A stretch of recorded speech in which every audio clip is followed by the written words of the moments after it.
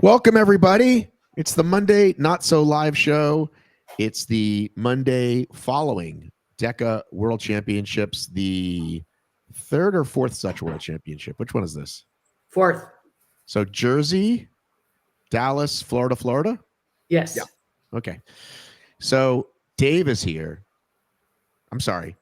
The world champion. Let me get this right. World champion, DEKA Strong 45 plus male champion. Ruck. Sorry, DEKA Struck. Damn it! I like the struck. I'm down with struck. You've been thunderstruck. Dave, the niche Claxton. Of the niche. DEKA Strong Ruck plus 45 male champion. Yeah, not female. They don't even bother with that the one. Right? They don't bother with the lead. It's just over and under. Right? Yes, just over and under. Yeah. All right. Well, congratulations, Dave. It was that your second or third race of the weekend? That was my second. The first one I came second. And the second one you came first. That's right. And the third one, I think we were dead last. Out of how many? I don't know. 13, 14, 15, something like that. Okay. Well, I've got at least one special guest joining us, people that were there. Got another potential second guest joining us. A lot of good, but also a lot of questions. Cheryl and I's DMs were blowing up. Cheryl asked for it. I would never dare do that myself. I'm ready. So we hope you're ready, but we'd like to get the good. Let's get the good in there. Let's not go to the questions first. Let's go to the good first. So I guess you said you're exhausted. You said your voice has gone a little bit. Yeah. Do you have any overall thoughts? I guess the first thing is like how it felt to last year, for example, because last year was your first time in this role, I think, last year, right? Yeah. So honestly, it felt very similar for me. But my perspective is so isolated to my perspective. So I'm just talking about as an official. As an official, that way felt very similar to me. And I'm sure, like you said, we're going good, bad for sure. We'll talk about all that. But yeah, it felt very similar from my perspective in that standpoint. Other than I think I might have even had more help this role. I definitely did. Rye was there to help me. Well, I mean, I could list a shit ton of people. It would just take too long. So I'll just stick with listing my wife. It's a safe bet. You're a smart man. Yeah. But so as far as that part of it, that felt very similar. The venue was very different. And I'll be straight up, if you're talking just the venue inside of the venue itself, I liked Ocala better with the big screen and all that. I like that setup better. But you're not the only one who mentioned that. This is what people wanted, though, right? They wanted it right in the cities and close to the airport and stuff like that, and that's what happens, right? So nice to be on the beach. Yeah. Oh, people seem to have a lot of good time going to the beach, getting close, and I mean, it was a cool area. Right, like lots of party stuff to do. If you wanted things to do away from the event, you were good to go. Ubers everywhere, hotels everywhere, all that convenient stuff, all that stuff I don't care about was all there. As an athlete, I guess again, I don't get the full experience because I'm so busy doing other stuff, and then I literally get about a half hour to jump into the athlete role, run the race, and then right back to doing my gigs. So I'm probably not the best for the athlete experience. I mean, I had a good experience. I had a lot of fun as an athlete, but I don't get a lot of the outside stuff that goes along with being an athlete as far as an athlete experience. Okay. Well, and Matt, that's why I sent out that question, because me not being there, it is good to see kind of how everybody felt about stuff. And I really did get some good things. And probably stuff that I wouldn't have noticed if I had even been there. So, sorry, I'm updating our notes here. Do you want to talk about your championship race? I want to hear about it. Which one? You want to talk about the first one where I came second, or the second one where I came first? Well, whichever one you want to talk about first. Whichever one you want to talk about. Okay, so start with the one where you were like, I didn't need to run that guy down. And then finish with the beating everyone handily by like a solid almost minute. So there. Well, it wasn't a matter of I didn't need to run that guy down. It was a matter of I could not run that guy down. Dude's fast. He's just fast. So I'll tell you going in. So that was the mile. right? The ruck mile. Going into that, I had a faster qualifying time. That said, the only thing I really knew about Nick is that he's a way better runner than I am. And that if I was going to beat him, I would have to beat him on the zones. And so my strategy going in was to just try to stay close to him. And I did that going into the lunges. I was first out of the lunges. He passed me going into the rower. I was first going off the rower, I believe. And then we got to the box overs. He passed me again going into the box overs. And I actually fell on the box. It was a good fall. It was solid, but landed right on the back, took it right on the ruck, and the thing completely cushioned it. Didn't hurt at all. Was down on the ground for like a second, did like that mild self-diagnostic going, yeah, I'm good. Off I go. Got back up. Probably slowed me down a little as to be a little more careful on the box, but no big deal. He got a bit of a lead there. Sit-ups, made some ground, pulled away a little bit on the run again, got into the ski, went right beside him. The same thing. I'd planned this the whole time, go right beside him. Because even when we hit the row, I thought he was rowing fast for him. So I actually dialed back more. Because my thought is, okay, his strategy is to try to get as big a gap from me on the front end to hopefully survive the back end.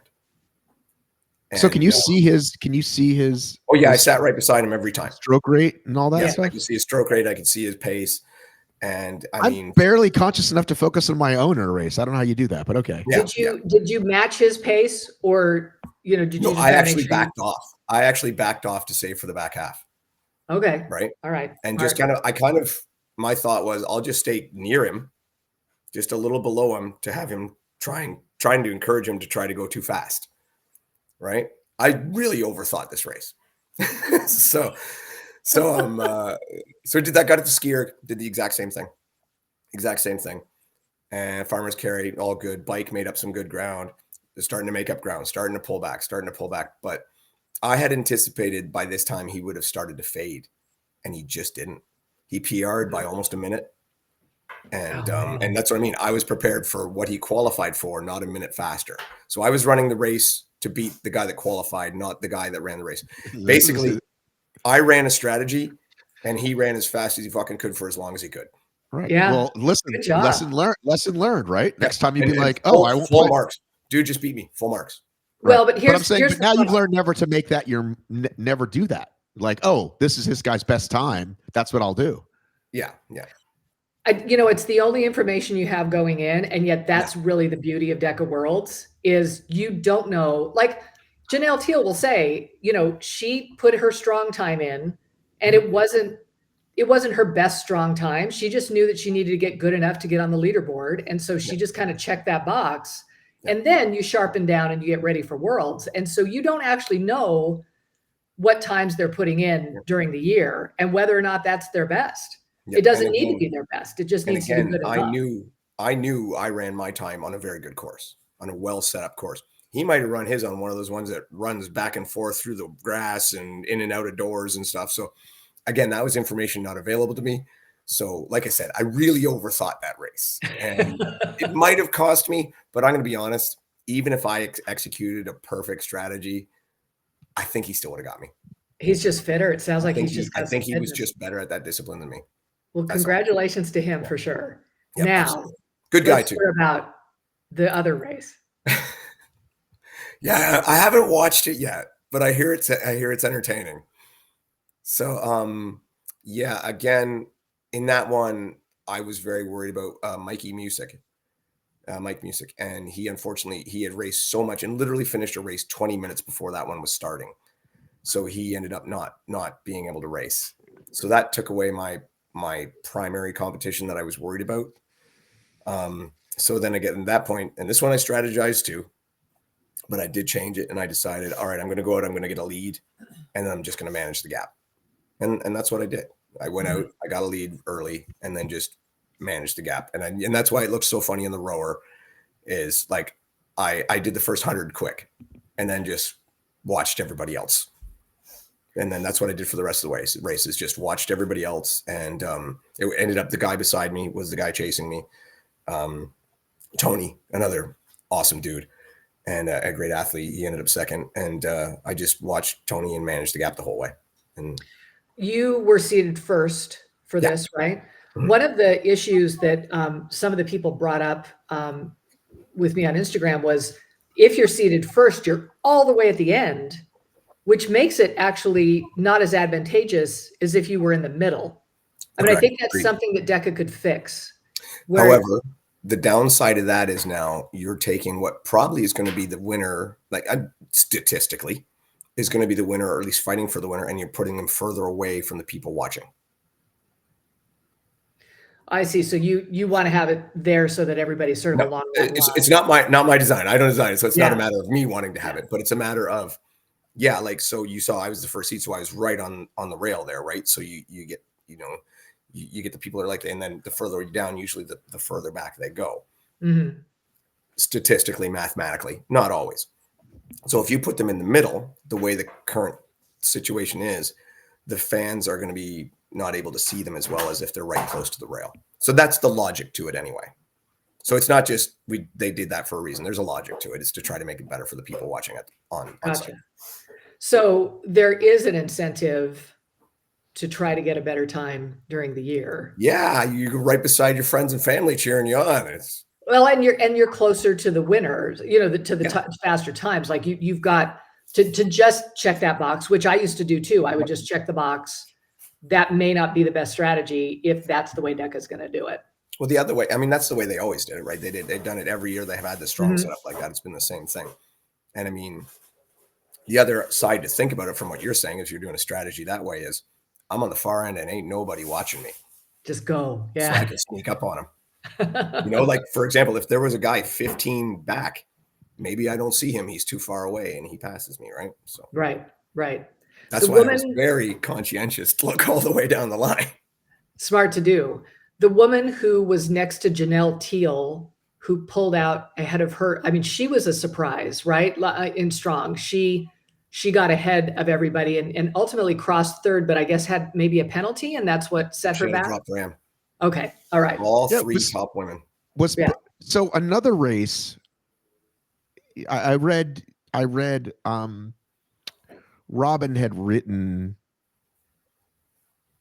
after some penalties, blah blah blah. Here's the podium, and I was looking, and I couldn't find it. So other than the one you're talking about, where everyone dropped the ram, Yeah. on a previous race, did somebody cross second or third that was then flat out DQ'd because it was a woman that like nobody knew? I feel like it was the second day. Is that ringing a bell at all? On an elite race, somebody DQ'd that crossed second. Or was later penalized, because I was looking for the penalties. I was like looking on the far right for the 30-second penalties. I'm going to be straight out honest. I have probably heard literally 100 some odd appeals and stories throughout the weekend. So unless we have a name or a specific race, I might be at a loss. Okay, so DEKA. So the second day is the mile, correct? Right? Yes. So elite female mile. Elite female mile, yeah. So was there someone that crossed either second or third? Because I was watching the video and it was like they didn't know who she was. I didn't know who she was. And then later I saw a post about, hey, everything's fixed. And let me pull up the damn results. Yeah, pull up the results. Let me know, because again, Yeah, I don't remember actually, that. Cheryl, can you pull up the results so I can ask something else? I don't recall Yep. any. Like, I'm just off the top of my head. I'm trying to recall. I'm not recalling anything on the solo female mile. Yeah, it had to be. I mean, it could have been the fit, but I'm pretty sure the fit was clear first, second, third, right? Or maybe it was maybe it was the strong. Maybe it was The strong was the girl in third place. Not many people knew.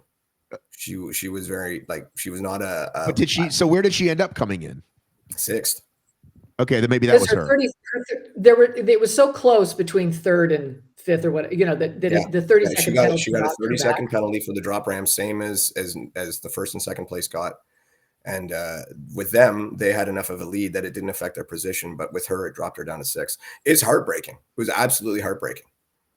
Yeah, because you love to see these like dark horses just show up and just surprise everybody. She poured her heart into that race. She was an animal. Yeah, totally. And I think she was in teams later, but yeah, totally deserves to be recognized. She podiumed in one of the teams. I Yeah. can't remember. I think she podiumed in one of the teams. I think she did too. She's in the legit. strong She's team. legit good. She's, you know, she's a So- monster. And so, yeah, just start. We just got to start practicing setting down our I ramps. think her last name is Stoner. I think. Okay. What's that? I think her last name is Stoner. I think Look that's it, right. look it up. Look it up, Cheryl, because right. we also got to give a shout out to the guy, Dave. Cheryl, also look up the guy that beat Dave, because we keep saying that guy. We want to give him some love. So I'm going to talk about. I'm gonna be the mean guy and talk about a subject I have on our notes called Aussie Fugazi times. So something that we had discussed on this show was, wow, they're certainly bragging about a lot of world records down there, and boy, those people are faster than people that we know are some of the fittest in the world. So those people, which we shall not name, you can figure it out. And because it's honestly kind of like we say, not their fault, right? You do what the judge lets you get away with. So times were proven to be not as fast. And I did put a note out to, what's his name? Farmer Fit, not Farm Girl. What's his name? Fit? Farmer Fit, the guy from Australia, from Declan. Declan, thank you. I go, Declan, come on, buddy. I think you guys need to look at. I was very nice and professional about it. Either poor course setup or poor judging or both, and have a look at that. And he's like, yeah, no offense taken. Me and Yancey have been talking about it, so that's all we can do, I guess, right? Well, again, yeah, pretty much. I mean, at this point, with those particular people, it is what it is. All I can say is that on this season, and we've talked about this before, if I see results that seem odd to me or out of place, or really anything I want, I can request a video or request evidence, of the time. Okay, so actually, I'm glad we're talking about this, because I forgot we actually have this rule now. Really glad we do. And I'm sure every situation will be different. But let me ask you this. You write me as the gym owner. You go, Matt, where's the footage? And I go, here it is. And you see pretty lousy judging, pretty good judging. Like, where do you cut it? Do you go, I'm not accepting this at all? Or, hey, those 10 reps looked bad, minus 2 minutes? Like, how into the weeds are you going to get with it? I'm not going to get that into the weeds, because I'm not. So when I say I'm not going to get that in weeds on certain things, when it comes to judging like reps, I'm not going to get monstrously into the weeds with that, because again, I don't like, or video reviewing reps. Again, I don't do that at a live event. I don't video review reps. Okay. Right? So what are you looking at?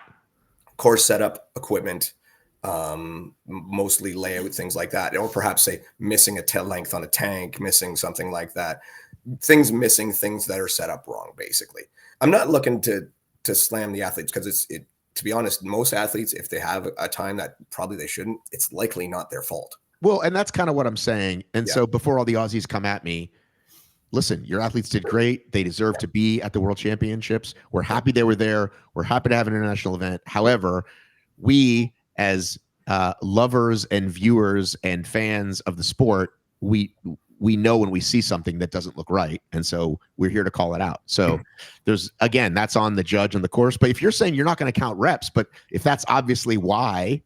Well, I mean, that's when you say into the weeds, right? So if I'm like, that one looks a little sketchy. Oh, that looks a little sketchy. No, I'm not interested in that. If you're not doing the right movement at all, well, then that's a different story. So you're like using an inappropriate tank, or or like you say, or you're doing burpees the old style, something like that. To your point, like it has to be, or you're doing jumping lunges for 30 lunges, things like that. But I'm not going to individually pick through each rep. Go, that's a no rep, there's 3 seconds. That's a no rep, there's 3 seconds. Something like, I'm not going to do that. That's not the point of it. Right.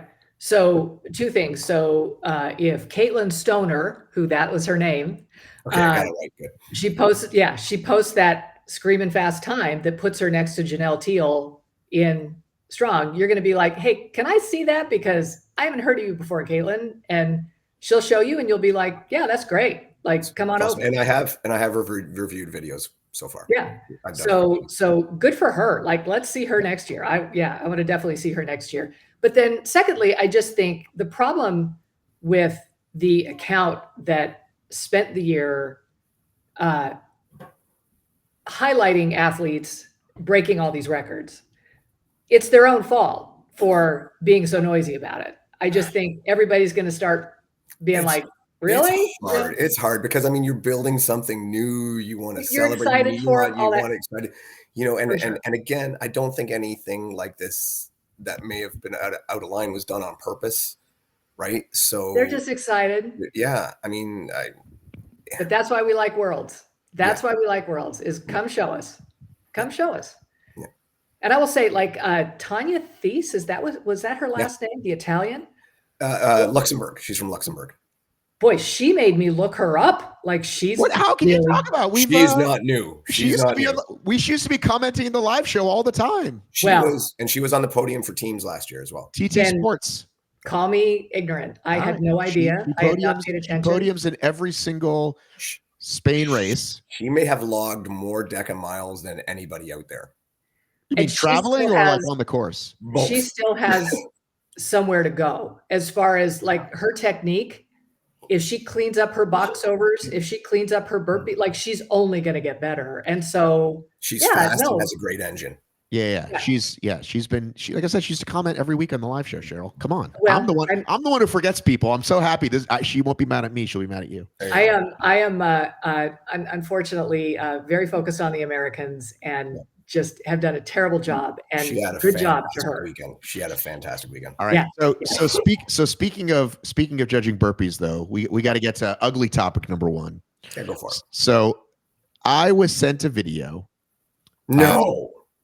And I said, hey, I'm not sure. At least now I have you. I'm like, hey, talk to Dave. That's the head judge. I'm like, what do you want me to do about it? So I'm not going to bring it up here. And at first I didn't even know what I was looking at because the video kept going back and forth. But to correct someone's form, and correct me if I'm wrong, Cheryl, before Dave gets to speak to it. Correct me if I'm wrong, but Yancey was instructing a person to change something. There's a guy on a doubles race. That guy wasn't changing something. And so Yancey took it upon himself to touch the guy's hand and be like, no, this way. Is that correct way of describing it or no? It was like it was like, I don't even know what Yancey was trying to tell him to do. They had made a transition. It was a mixed doubles strong, I believe. She does 10 burpees. He's ready to finish. And they're in contention for second, right? Like they're right next to Bubbles. Bubbles is taken off and they're the next ones up. And he goes to get his ram and Yancey like takes his hands and puts them under the guy's arms. And the guy, I didn't know what Yancey was telling him to do. And I think the guy didn't know what Yancey was telling him to do. And so he's just trying to start his burpees. And Yancey, again, touches his arms and moves them. I don't know what he wanted him to do because you reach down, you get the ram, right? You put your chest in the ram, So I'm not really sure, but it was hands-on. It was full-on Matlock touching Morgan's ball, right? Wasn't it Morgan Schultz's ball that she's like, ball? She drops the ball and Matt's I thought you were going like a Matlock, the lawyer reference for a sec. Yeah. No. I was waiting for some inappropriate touching court case thing. Real quickly, actually, can I just interrupt really quickly? Because we talked about the Matlock thing because I had a question about it. Right. And we didn't talk about it. We haven't talked about it here. So in the Chicago race, during the women's pro, Morgan Schultz was struggling. Her and Gabby Nicola Baker were battling it out. And Morgan would throw a few and drop it. And Matt, I couldn't tell if he was yelling at her to not drop the ball. Like I just wasn't sure what was happening. And he would kind of with his finger kind of roll it back to her, like very simply with his finger. And then she dropped it again. And I'm like, he's either yelling at her to not do something, or he's just telling her to pick up the ball like in a supporting way. But either way doesn't seem right to me. And I asked him, I said, hey, were you yelling at her? He's like, no, I was just, come on. I would cheer anybody on that way. And I immediately texted the three of us and was like, that doesn't seem right. It's not right to touch the ball. Don't touch my ball. So again, very gently, but he is in fact stopping it from rolling away. I don't know how much further it would have gone, but it's just one of those, it seems like head judges should be hands off of people and balls. It's kind of equipment and people is what we're getting at, right? Here's who should definitely be hands off. People who aren't even judging. People who are just standing there like Matlock cheering him on, like Yancey, who loves to be in the middle of all of this, right? I know he's got such a big heart and he's so excited and he wants to get involved. And he walked in and overrode the judge that was right there and started instructing the guy what to do.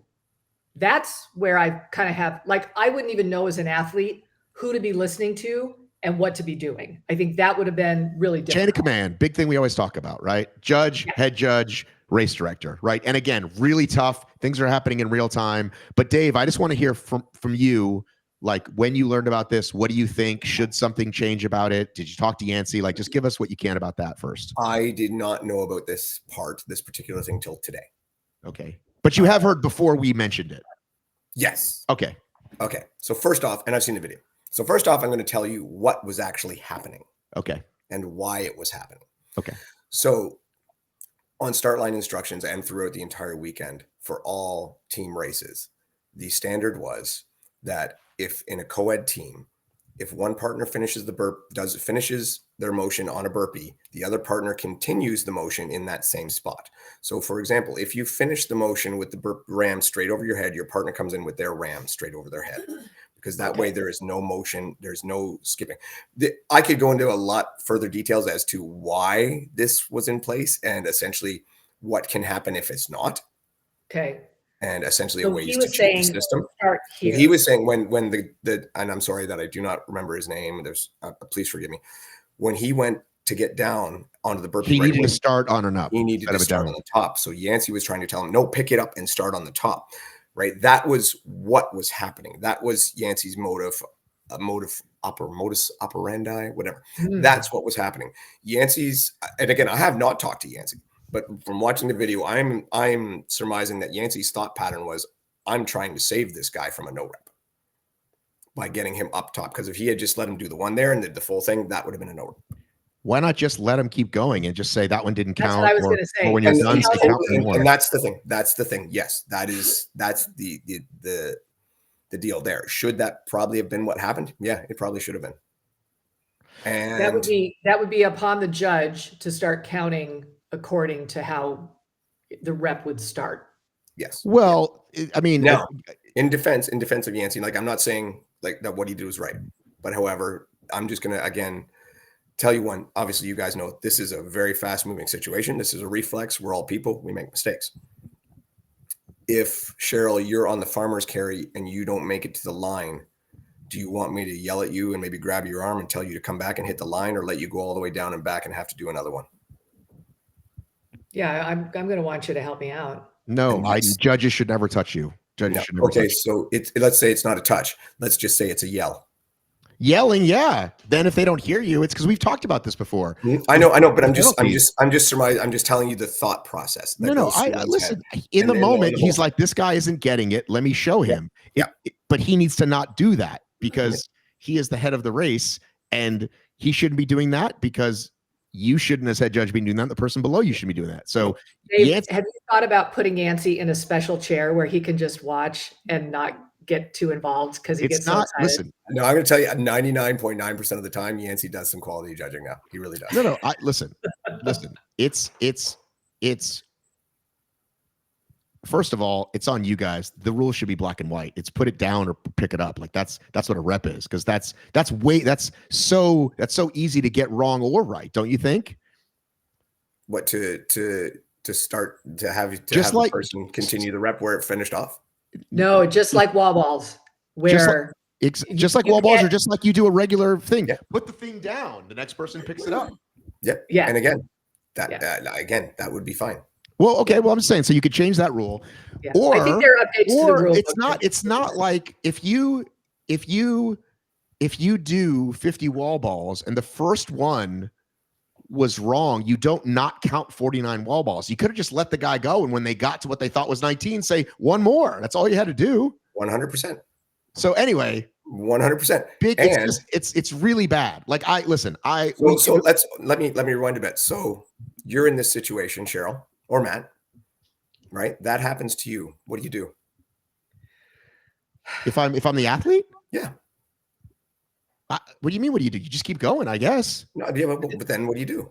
Yeah, no, look, I've been in situations I don't know like what that. you're trying to. I don't know what you're trying to get at, Dave. I cannot read your mind here. Literally asking, what would you do after you're done the race? What was that, Yancey? Why did you do that? Well, no, I'd probably go file a protest, right? I mean, see if, if I can get the reps. And they never did. No. Well, if they had filed a protest, I would have known about it before this morning. Yeah. So and if they had filed a protest, maybe I could have done something. It kind of felt like everybody around them was upset, right? And I don't know. It seems like your friends would go, you can do that. It's like, your friends would say seem like that. Yes. So and these are not rookie racers. Okay. So fine. Fast, good racers. Okay. So they were second by bubbles. Bad on them for not, I'm sure at least one of their friends, there's no way not at least one person goes, hey, you can appeal if they didn't know that existed. So bad on them for not doing that. And also really bad on Yancey. And Yancey needs to not have anything to do with but like the middle of anybody's reps. So you could put it out there. Yancey made a mistake. Cool. Well, no, it's more than a mistake though. He shouldn't be involved. He can't play a role as a no. He's the event director. He's the event. He's actually not the race director. Tyler is. Right. He's above him. No, he's not. Not at the event. What is he at the event then? Fine. What is the event? No, at the event he works. You could say Joe DeSena is only a volunteer and everybody there is above him. But guess what happens when Joe DeSena walks in the room? So don't give me this. He's the head of the actually, when he walked in the room that day, we all ignored him. Right. But my point is Yancey is the head of the company. And no, he should not come in there screaming. No one should, because they needed to hear one voice, and especially not the guy who's above everybody else. Awesome. So then the solution is to let very new, very inexperienced referees and judges and volunteers have to deal with those situations on their own. Nope. They got a head judge. That's you. I'm one dude. Okay. One dude over how many races. You know what? And it's not HYROX's fault they had lines at wall balls then. It's not their fault. What do you want them to do? Get another official, which is what we did. That's why we have No. They didn't have enough officials, Dave. But it's not their fault. What do you want to do? HYROX. I said, DEKA, we had another official. Dude, well, because now you got me mad. Cool. Yes, exactly. The president of the fucking company doesn't come in and judge reps. That's not what he does. He has a judge. Judging the judge. He wasn't judging a judge. He was interfering with a racer's experience. Just like we're saying Matt Locke shouldn't touch the fucking wall ball. That's right. And I agreed with you. Right. But now you're like, well, what do you want us to do? We're all new. No. You're saying he shouldn't be involved at all. He shouldn't be. Not in judging. So who's the only one that can do that? I'm the only one that can do that? Judges, head judges, the judge. Judges and head judges. Yeah. Get more people, Dave. Acting as a head judge in that scenario. Somebody has to. He's not, dude. He's not. Again, you could say Joe DeSena is not the person at the top of this food chain. He is the top of the food chain. He has other things to worry about. I get that. But if somebody in the corner of the room had an injury, that's what he should be dealing with. Do you understand what I'm saying? The head person shouldn't have anything, or if a vendor needed to be dealt with, or something else. So you think that the elites would rather? Because stop. You're not gonna. The elites would rather. I'm telling you. I'm asking you to provide a better option.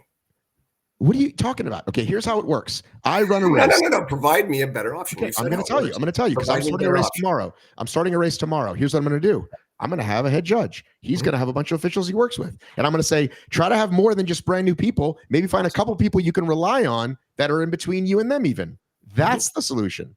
Awesome. I don't then fix it myself in the middle of the race. If it's not working, I go, fuck, that still doesn't work. I got to coach Dave up. I got to get Dave to be better. I got to get more people for Dave. I don't get involved. If you have a finite amount of people, right? So you have a finite amount of people. That's what they have. If more people show again, up, so it's not HYROX's fault either. Then nobody can complain that there was line at wall balls because HYROX is a finite amount of people. Would you like me to spell out a difference? What's that? You want me to spell out a difference? Sure. HYROX did not have enough judges to man each zone. We had enough judges to man each zone. No, you didn't. Yes, we did. No, you didn't. Everyone had a judge that went. So why was Yancey there? Why was Yancey needed? Because he's overseeing the judges. Same thing I do. Okay. So let me refrain. Yancey's the owner of the company. He's not the guy. He's the head of the company. He's not over the head judges. You're over the head judges. It's two of the different things. I personally, like I said, I don't. We're not going to come to agreement on that. I don't think with him out there helping. I know Cheryl agrees with me, and it's for some reason being awfully quiet. How can I get a word in edgewise on this? I'm just watching. All right. All right, Cheryl. Matt, I agree with you. And here's why. If I am judging, I am being trusted to judge the standards and to judge the people that I'm supposed to be judging. And to have somebody come in and to usurp my authority really messes me up. And to be an athlete and to have two people who don't agree with what's supposed to be happening really messes me up. Actually, they both agreed. Then why is Yancey there? Let the judge do his job. Because he was trying to get in and say, like I said he made a mistake, right? He made the mistake. But then you defended it like he should do it again. He should not. No. He should be that he has the right to be there. He doesn't have the right to be there. He doesn't have the right to be there. And his mistake was stopping him from doing the bad rep. Right, but not his presence. Okay, so you know how his presence is absolutely not needed unless it's to call you over and say, Dave, go fix that. That's how you run a company. That's how you run a race. There's no time. So again, so no race should ever. So there's no time. All races are in real time. Yeah. So in this situation, let's say Roger Goodell is not going to come in the middle of somebody about to throw. Hang on. Yes, go ahead. In this situation, let's say the judge was bad. Let's say the judge is calling piss poor reps and allowing bad shit to go. Right. So is he not allowed? You don't want him. And Cheryl, you're the athlete who's getting judged piss poor reps. You don't want him to come and correct that judge. You don't want me to come, because what you said is it throws you off as an athlete. So if your judge is doing a shit job, you don't want me to come in and correct it and fix it and make sure you're getting a fair race. I want you to correct the judge, not the athlete. That's the point. Yeah, and I think that would be my. But again, I'm not arguing the mistake. I'm arguing that he should have the right to be present and correct the judge. He can do that, not in the middle of the race. Like Roger Goodell or whoever doesn't come down to the late and Cheryl's gotten screwed over, and then I can't review bad reps. Okay, and then that's what happens. Roger Goodell doesn't come down in the middle of a referee and go, wait a minute, put that flag back. Let me tell you what actually you're supposed to do. And the people in the field are like, wait a minute, who do we listen to? He's in charge. No, he's not in charge. He's just helping. So then by that same logic, I shouldn't do it either. No, you have that rule. What you just said, it's the same logic. No, it isn't. Yeah, we're in different positions, but you're saying you shouldn't interrupt because then who do I listen to? No, you are allowed to interrupt, okay? Okay. Because you are the head judge. And correct him as best you can in real time while it's all happening, and then pull him aside and correct him even better. But yes, sometimes that racer will have to hear two people. Yes. Sometimes. And but again, it should be the judge and the head judge, not anybody else. No, I know. So that's the point that I was talking about, was that one point, is that sometimes you have those things. I feel like you want to win the argument more than you want to like have a solution here. No, what's the solution I have? No, my solution was simple, right? My solution to the entire situation was simple. If those racers had filed an appeal, I could have done something. Right. But again, that's not how sport works. Yeah, I think it does. I think that's okay. I'll take Dave's point on that. Okay, hang on. But You're saying you're now putting it back on the athletes to say, we know we fucked up, but you didn't say anything about it. So it's on you. But no, I'm saying the race director came and put his hands on me and messed me up and cost me my second place. I'm going to file a protest.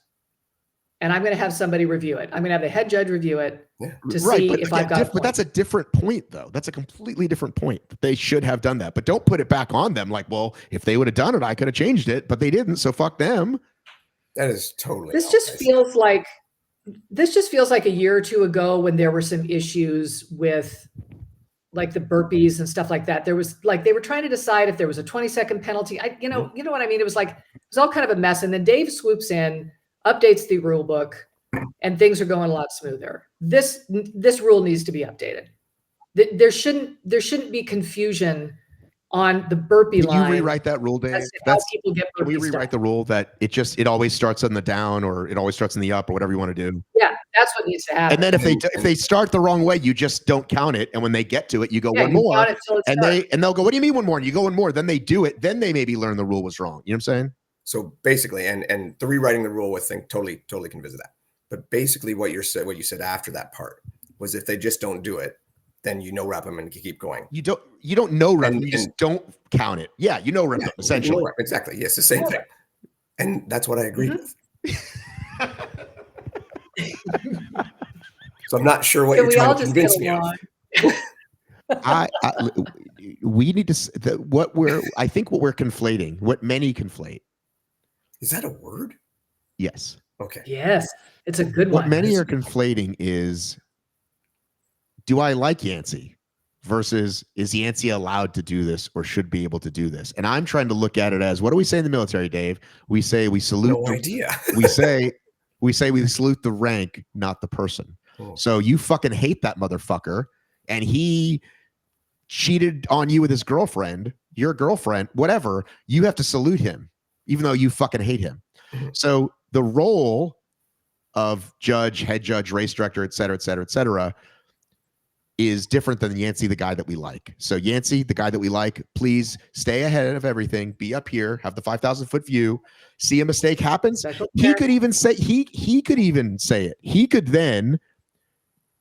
let's say Yancey witnessed that happen. He can pull you aside and you can say they didn't apply an appeal, and then he could go to that athlete and go, you know, apply an appeal. Like I said, had I seen it or had I known, and I'm saying he could do. I do allow him to do that. Yeah. Talk to the athlete and go, hey, I saw what happened. You know, you can apply an appeal. I'm not going to make the decision. I let my judge do that, but you may do that. Yeah, That's all. Have the 50,000-foot view. If I had seen it, an appeal would not be necessary. Right. So to this point, I will say one of the things that a lot of people said to me about how much they loved the event was community, right? It's the sense of community, right? And that the staff knows who you are and remembers you and fist bumps you and is excited to see, like, we love this tight little group that we've got and that we see each other every year, and it's wonderful.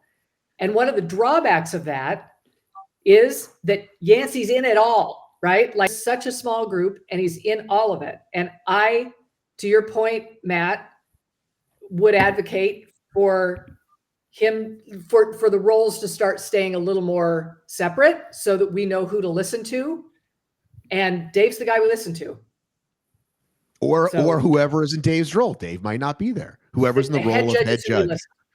Yes. Man, you must despise the argument, Janelle. Me and Dave just went back and forth for a while. Mostly because Dave likes to see me get really excited. It takes me I do take a lot of joy in it. It takes me about 18 to 25 minutes to realize Dave, you're actually a lot like my friend John. This is one of my best friends in life. And we would be in these kinds of arguments in high school. And trust me, younger, less, less mentally well Matt was way more. And about 20 minutes, I would have enjoyed that. I'd have played with you so much.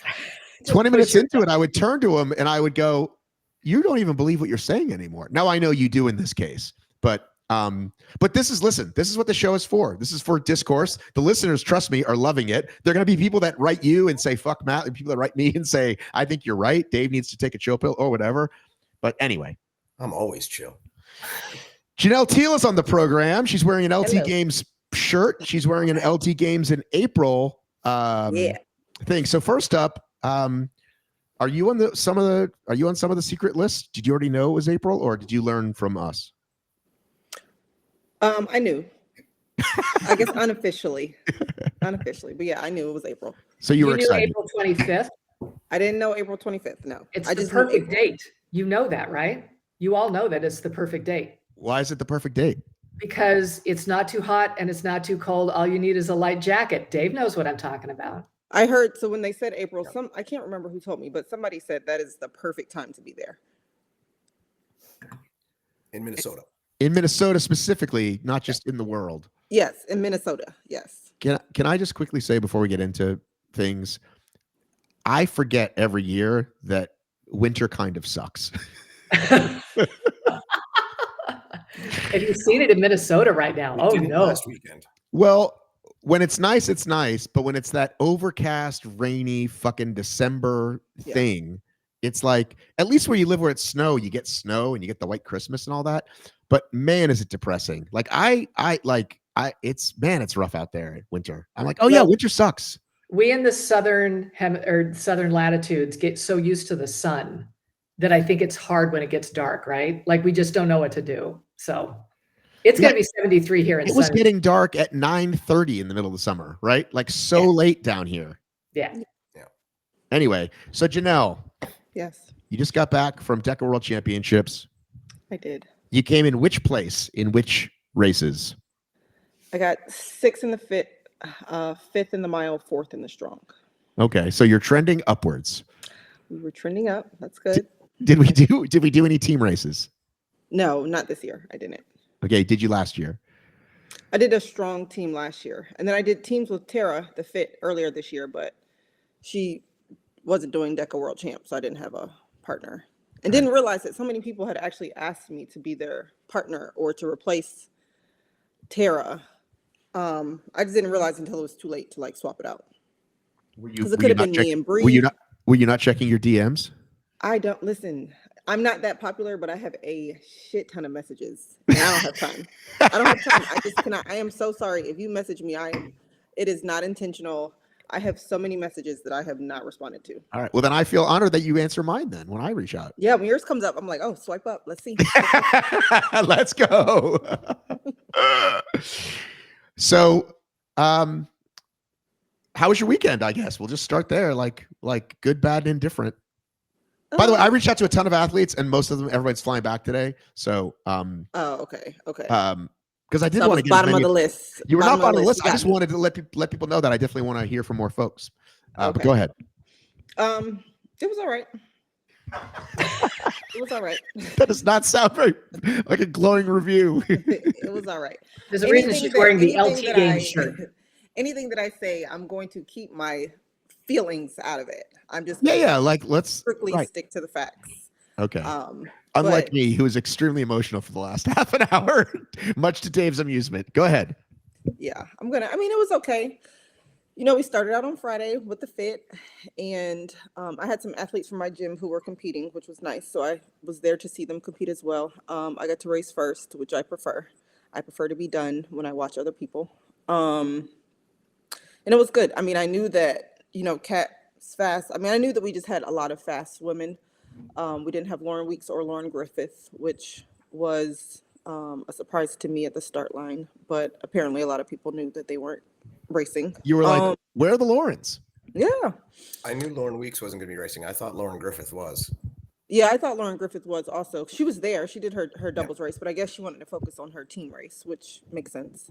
And so that race was good. Brooklyn is a dog. Like, she's fast. So she smashed it. So that was really fun to chase her around and hear how well she was doing. Kat being right on her tail was not surprising to me at all. You never really know what you're going to get from some of the international athletes. Tanya, we know she's fast. We know that she's strong. So yeah, that was a good race. Coming in 6th for me. 10th previously was my that was my last finish, my placement last year. So 6 is an improvement. In my head though, we're missing Tara, we're missing Lauren, You know what I'm saying? So it's like 6, but it's like 9-6 you against know what I'm two. saying? Like, you have like, at least for me, it's like I try to be realistic about it. It's a 6th place, but we're missing a lot of the fast. Can women. only race who shows up, right? That's true. I mean, that's true. But yeah, so that was a good. How was your time comparable? It was not a PR. I was slower than when I raced in Spooky Nuke. Where was that? Pennsylvania. Yeah. I was slower than but in Pennsylvania we had that basketball floor, and that was a good floor. Like, you didn't have to worry about slipping or corners and we were And just it able had like to it had run like free. a almost like a rebound, like a track Yeah, rebound. it was like a to it. bounce. Yeah. So like, I mean, and my run time was almost a minute slower. Now, should I have been faster? I've been running my ass off. I would think but it just wasn't my day apparently. But my time was about a minute slower than my PR time that I got earlier in the season. Did you get an assault runner yet? No, my husband every day. I'm like, listen, I like to run outside. I don't want an assault runner. I know, but I thought he was going to get you one for LT. I know he even yesterday. He's like, so when you want me to get it? I don't want one. Okay. I feel like I told him for the money that will cost, I could have a skier, a rower, like in my, like, I don't need that. I have a Peloton treadmill. I have a tread. I just don't have an assault runner. And clearly I do need to practice on one. I might need to, I don't know. Maybe just once a week, go to somebody else's gym, or once every other week. Yeah, like 3 weeks ahead of LT, just sharpen down on somebody's assault runner. Right. I know. I'm trying to tell him don't buy one. All right. Sorry to get us off track. Okay. Sorry to get you off track. Okay. So Friday was fun. Saturday we had the mile. Again, I had a few athletes that were competing in the mile, so that, you know, I again had another day to like be in the arena. I raced first again. My body felt fine. Nothing was sore.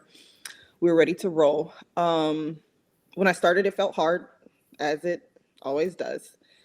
And as I was racing, I mean, again, we were chasing Brooklyn down, who was flying. Kat was really fast. Katie Duke is always in the mix. She's always in the front.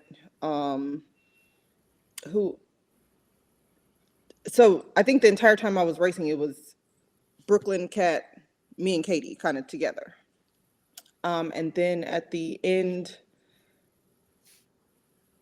I'm trying not to get the races mixed up. I think that's the one where Tanya pulled her sled super quick, and then got her and Katie got to the burpees before me. And then that shook out as I got fifth, because it was Brooklyn, Tanya, Katie. Is this where the sled thing came up, or is that the next race? No, that's the next one.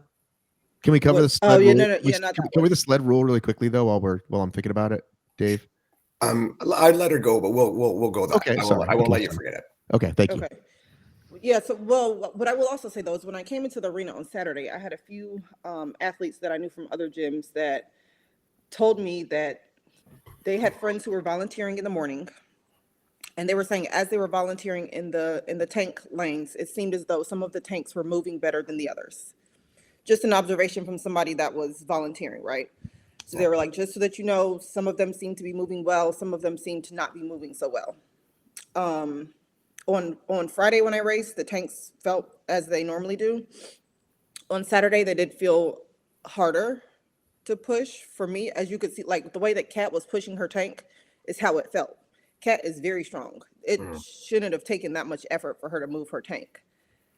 And then we see Tanya, who's on the opposite side of us, who flies through her tank, which was interesting to me because that's not, I mean, I don't know. I've never known Tanya to pass me on a tank, but for her to, I was in there, a full length ahead of her, and somehow she flew out before me and Kat. She beat both of us out of the tank somehow. And I didn't realize that Kat was behind me, I think. I thought that she had to be ahead of me. But when I got into the burpees after reviewing the video, I realized she ran in same time I did. But I didn't see her. So I thought that I was fourth. And I was at that point.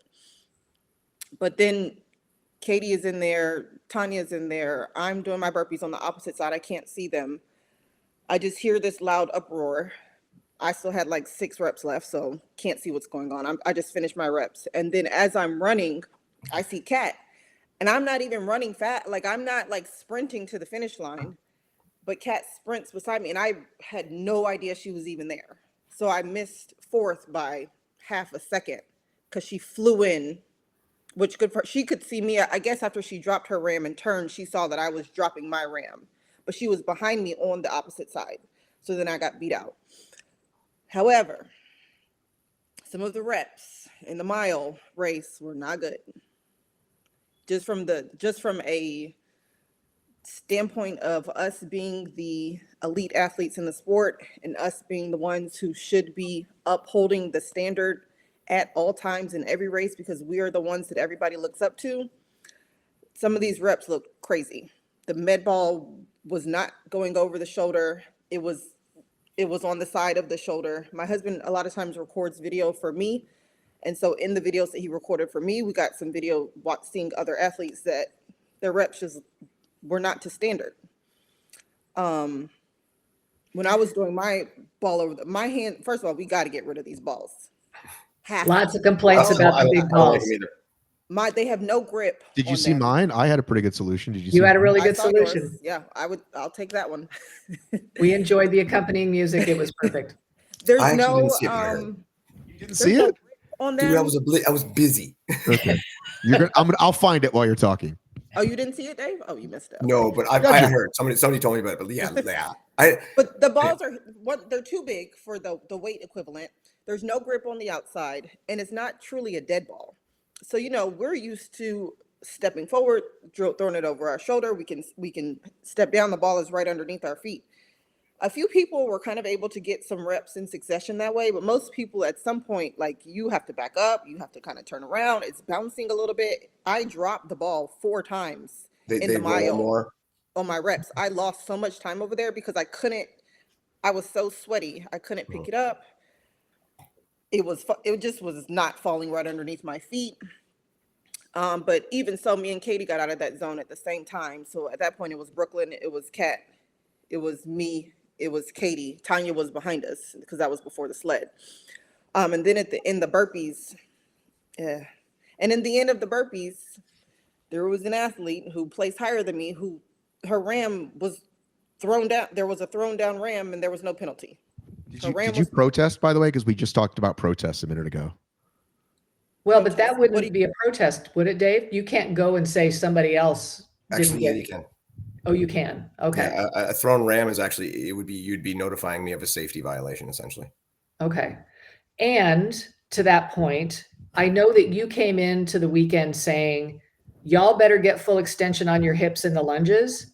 I saw 0 people doing anything different. Everybody moves so fast. This is the greatest bane. Sorry, I don't want to go on to that yet because I want to let Janelle finish. I don't want to. Okay. All right. So note that as well. Yeah. So Cheryl, you're saying the lunges were good or they were bad? I was saying that I didn't notice any different from the past when nobody's doing full extension. They're just going, they're ripping them fast and they're bent over. They're not going full extension. Correct. And I know Dave was going to be a stickler about that. And it's really hard to do when everybody's just so screaming fast. So correct. So, I mean, at some point it's like, some people are like, win at all costs, no matter what. Like, I'm going to do it. And if you catch me, you catch me. And if you don't, you don't. And I get my podium spot, right? I don't operate like that. Like, I try to actually do the movement to the way that it's supposed to be done, like whether you see me or not. Like, I'm not trying to get away with anything. I'm not saying that anybody else is, but I'm just saying that it's clear that some people would rather go fast and be first than to do it right. Now, I've been doing DEKA for 3 years. I could also belly flop. It's been like 3. I could also belly flop and do a burpee and just throw my, like, but that's not a burpee. So I just feel like that's the standards of some of the movements need to be changed. They need to be a little bit more clear. We need to be doing a sit up and not just a throw the ball at the target. I thought it was a sit up. Where's the sit up? I thought it was a burpee. Where is the burpee? Dave, add that to your list, those sit-ups. People were really upset about those. Yeah, because it's not a sit-up. Like, what are we doing? What are we doing? So we found a loophole. So some people are always looking for a loophole. They're always looking for a way to circumvent what you're supposed to be doing in order to get a faster time. And what is this? What I do want to ask about, though. I do want to ask about this because remember, I was the first one to call these, Janelle. I called these pregnant mommy balls the first time I saw them because that's what it made me think of. The women in the gym at the Y doing the wall balls with laying down. So what is the rule supposed to be? I mean, it's called a med ball. No, I'm asking Dave. Right? What's the rule? So this is according to the movement standards, which I think that's the issue. Yeah, the thing is right now. So the ones that I've heard or I saw people complain about or whatever, I was like Grayson and Kevin, I think was the video. And according to the rules, they're perfectly within the standard. Mm-hmm. Now, what Janelle's saying, should it be changed? That's up for debate. But I'm asking fit, mile, or strong. Fit, you're throwing it against the wall. The other two, you're just putting it between your legs. Yeah, so right? Correct. The fit when you throw it. Yeah. So what should you be doing? Not as many complaints about that one. They were within their standard. They were perfectly within the standard. Okay, so it is within the yes, not arguing with you there. It is within the standard of the DEKA Fit rulebook. Yeah. However, what I'm saying is, if the movement is supposed to be a sit up to the target, you're not throwing the ball to the target. Right. Yes. You've changed the entire movement because you have found a way to circumvent what the rulebook says because it's not written as clearly as it needs to be written. Well, and if we're going according to Yancey's great vision that this is about getting everybody fit. Correct. Getting your shoulders off the floor and throwing the ball to the target does not get you as fit as getting the small of your back off the floor and touching the target. Correct. Exactly right. So that's what I'm saying. We're not even doing the movement. Should we change that rule? Do I think we should change the rule? Yes. I don't know. I'm willing to look at it now. I've actually tried doing it that way. And if you're going to talk about getting fit, it's hard as fucking hell. You got to be really strong and you got to go really fast. Is it what was intended in the original movement? In my mind, I don't think so. Right. So that's why it's so hard. If someone told me they think that should be changed, I would not go, no, it shouldn't. because No, other than it takes longer, why should it not be touch the ball to the the only thing that I could see you changing that to is pretty much what you just said, that you need to hold on to the ball the whole way. Now, the problem with that becomes if you are 5 feet tall, that's a great advantage to someone who's 6 feet tall. I mean, I'm not saying hold on to it the whole way, but you at least have to get the small of your back off the do floor. a sit up. You know what I'm saying? So Like, then, they're not okay, doing a so sit up. again, those guys, and again, I'm being devil's advocate here. If you watch the video, those guys get their back off the ground. I think you got to say it's within Just a touch. you got to say like an inch or 2 inches or whatever the thing is of your hand. That's got to And be. you're going to judge that one at 80 pace. degrees. You have Well, to, again, you got to draw the line somewhere. Yeah, but okay. that's exactly, and that's I see your point. a very invisible and very vague line, which we already struggle with in other situations. So And we'd so, be putting right, another there's one a- into there. But at least you're getting closer to an actual rep than right now, which is it's all do whatever you want, throw it from down here as long as you catch it again. Okay, Yeah, so Janelle, the question is, when do you just lower your standards and start just doing Never, if you're Janelle. right. And that's the thing. It's like, okay, That's who Janelle right, is. because that's what's going to happen. Then in order for me to beat some of the women, then I have to lower my standard. Right. Right. And Yeah. I'm just not doing that. Like, I mean, because I'm just not doing that. Because for me, it's muscle memory. I don't practice like that. So train as you fight. So if I don't practice like that, I can't even do that because my body doesn't. Janelle is the hero we didn't know we needed, apparently. Exactly. No, seriously. That's And there, Janelle, and there are, because this comes up in OCR too, that we've been listening to for years over different things. Like there's spirit of the law, there's letter of the law, and there's folks like you that say, this is how it's supposed to be done, and I'm going to do it. And someone else is going to say, you know what? If I cut this corner and they don't see it, that's racing. And that's how they operate. And that's their integrity. Correct. So for you, I get it. And yeah, Cheryl, she wasn't going to put that thing down in the fucking, in Minneapolis because she told herself she wouldn't. So that's who Janelle is. I said to myself today in my workout, keep the promises you make to yourself. That's right. That's right. But you guys know, like I was in the military. Like I'm a military girl. The standard Yeah, is so the it's standard. rules. And that's how I am, like through and through. So like if something is a standard, not to say that I'm perfect by any means. I'm sure that I have missed something at some point. But just know that it was never intentional. I am never trying to circumvent. I am never trying to do something, trying to be like, no, I'm trying to do everything to standard. Now, if something comes out wrong, then that's just what it may be. But I feel like you said, like some people call that racing. And maybe it is. I mean, Well, for them it is. But you missed. I'm sorry you weren't on earlier. You missed my whole "We salute the rank, not the man" speech I gave earlier. I'll go back and watch it. So getting back to what you were saying, Dave, if let's say Janelle goes home and sees that video and then appeals, isn't it now too late because she didn't know that person threw the ram? Like I don't know what the rule is. Is it before podium? But what if I sent the video to the head judge on the day of the race? Like before the podiums?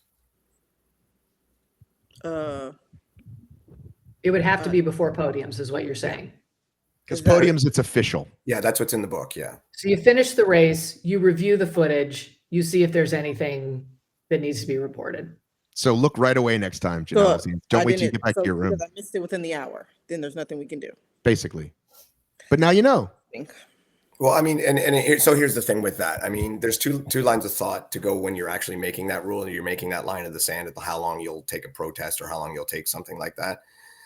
Is it becomes, and you have to ask yourself as an athlete, okay, if I was the person who dropped the ram, I didn't know I did it. I did it by accident.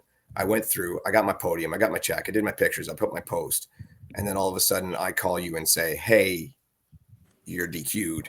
No, it wouldn't be. It's not a. But it's not a. Not a DQ. Sorry, you're It's penalized a and you've been post. dropped off the podium. Well, Yeah, I misspoke. we need to post But- video? but- Like, And no, and that's I'm just saying those are the two schools of thought, and people will go on either side of that line. So what? That just means it was an error. That means we made an error. No, I know, but not This is everybody not- believes This is not the way you do, anything right? that's And I know really Matt that doesn't important. believe that. I don't believe what?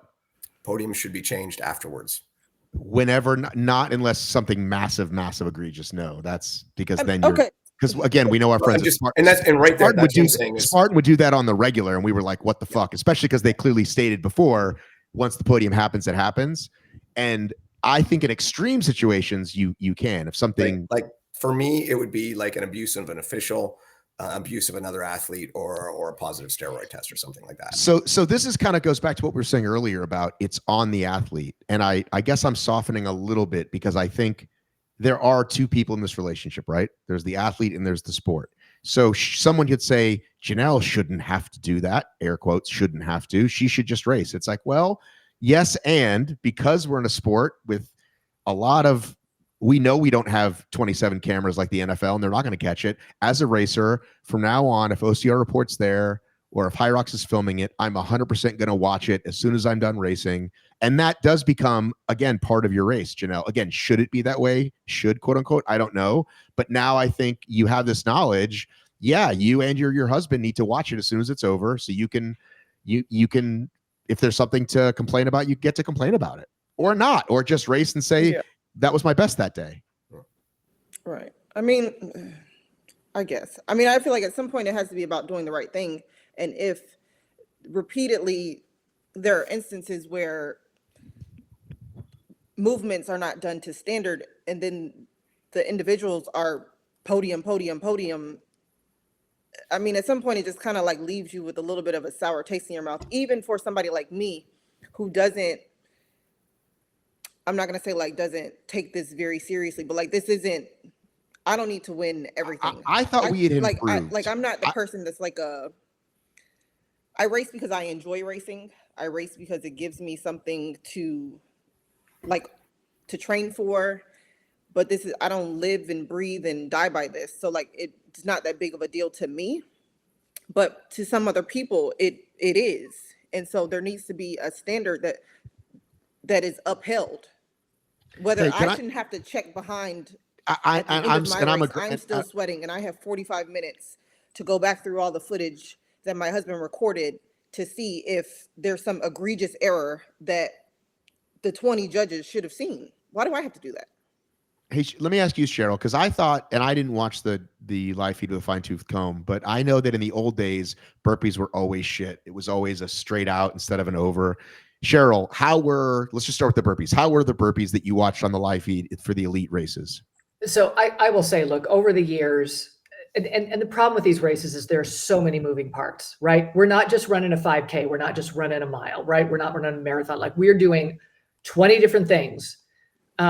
And so, yeah, it's hard to keep track of all of them. And I don't think that all of them are going to be perfect. And I think over the years, the standards have gotten way better. I thought people were snapping those they were snapping those rams above them. I mean, I think for the most part, it continues to improve.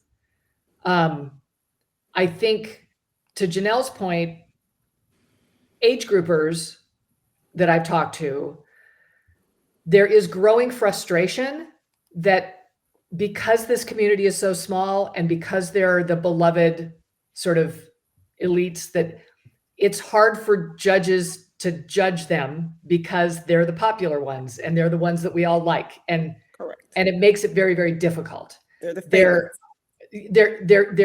There's talk of favoritism. Correct. Among some people that they can get away with crappy reps. Correct. Because they always win and we always like them and nobody's going to call them out on it. Correct. And I think whether or not that's true, it's very clear that that's what people think. And then that gets frustrating to people, right? Because if this is a race company and we're signing up for these races and we're flying to Florida, we want to feel like things are fair.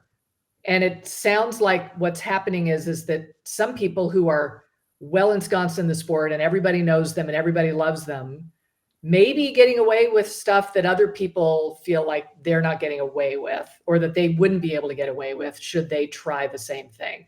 That was one of the sentiments that I thought was kind of interesting that came from my general question yesterday.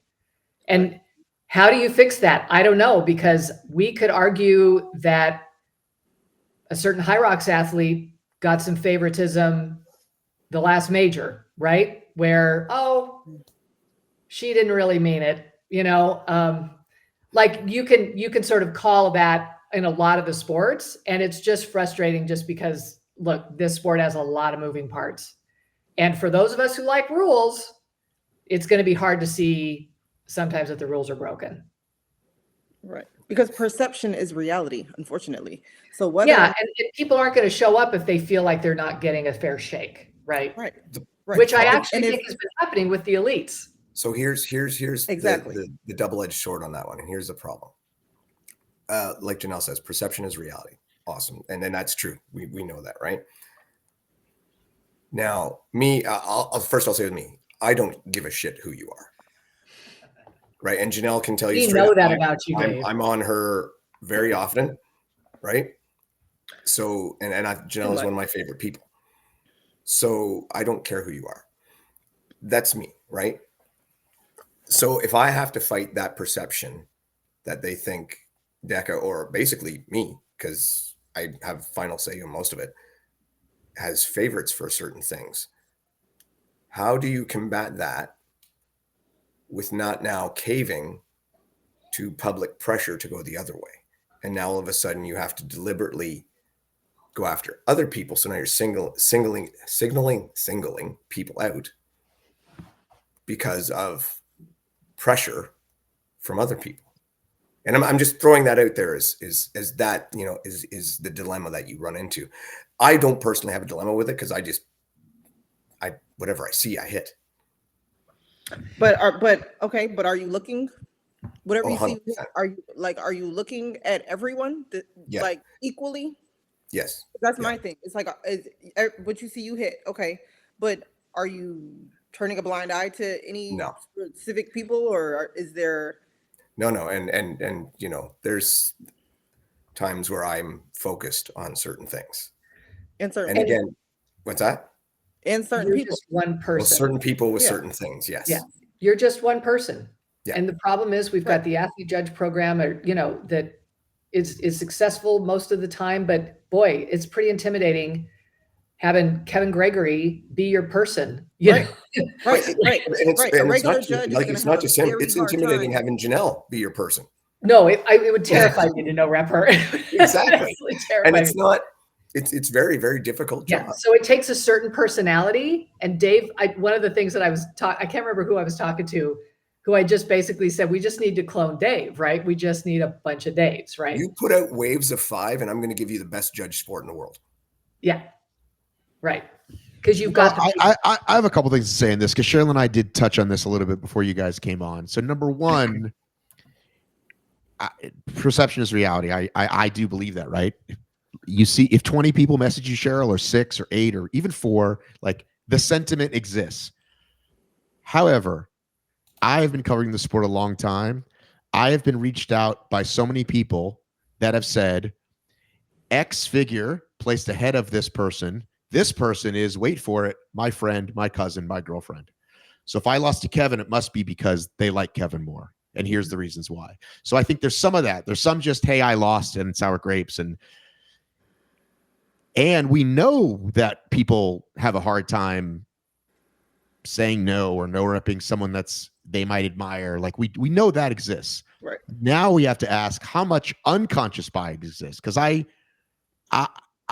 it's not a direct conspiracy. I'm letting Kevin take this one, right? So it's some level of unconscious. Either I'm too scared, or this guy's too good, or I actually don't trust myself enough. Yeah, like they're clearly better than me at this. I'm going to trust that. And this goes back to the whole thing, which is, Dave, what we just argued about for 30 minutes about, well, we just don't have enough people.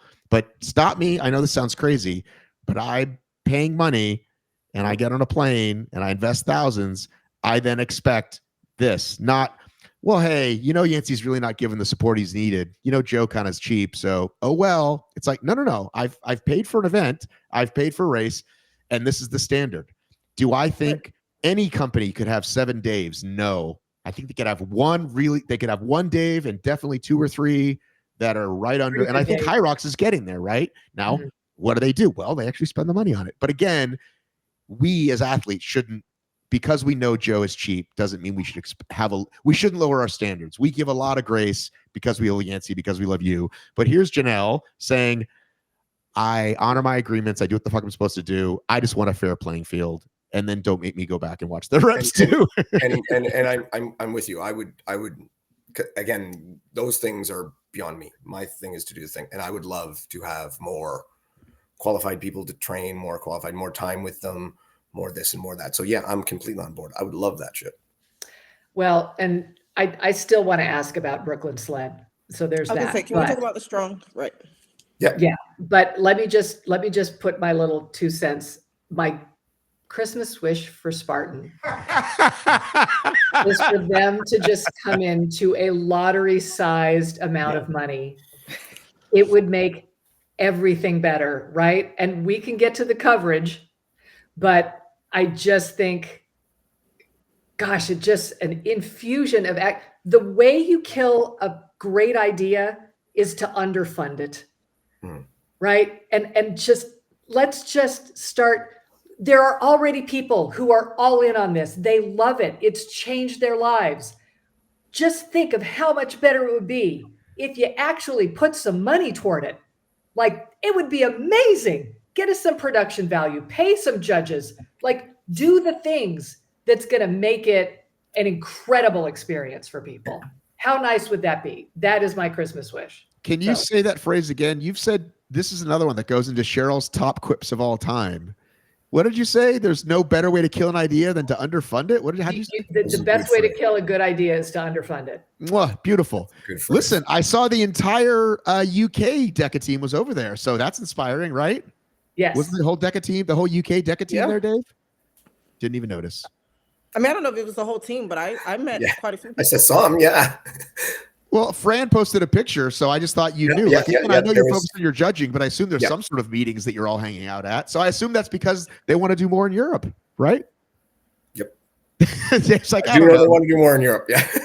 a lot of that team is different areas, like social media and stuff like that, and different things, right? Okay. So again, that's not my world. Well, so speaking to you're strong, Janelle.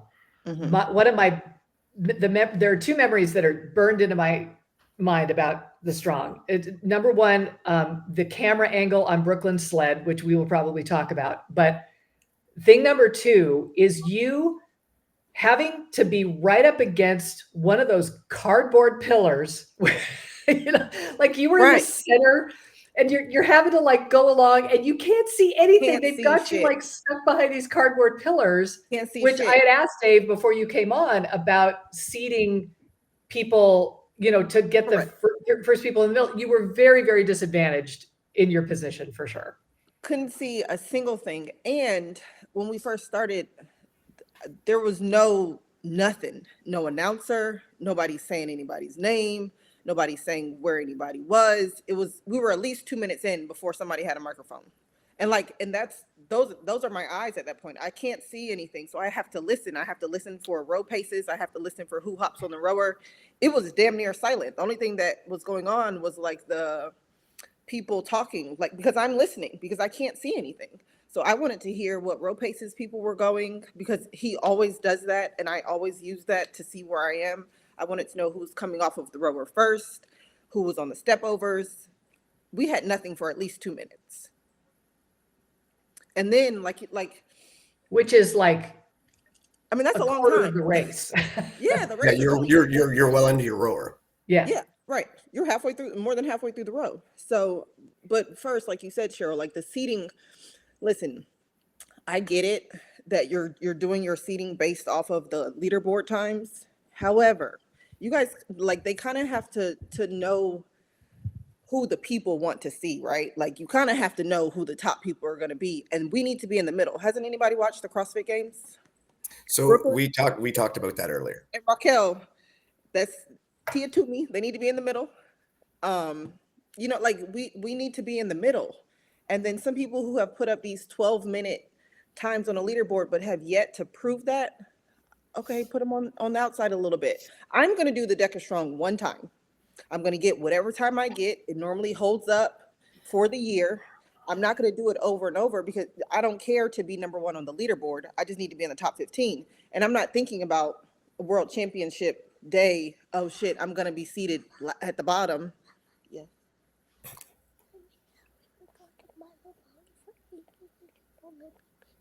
I'm watching the video of the strong. First of all, they kept going back to the wall balls, and I was like, "Why are you doing that?"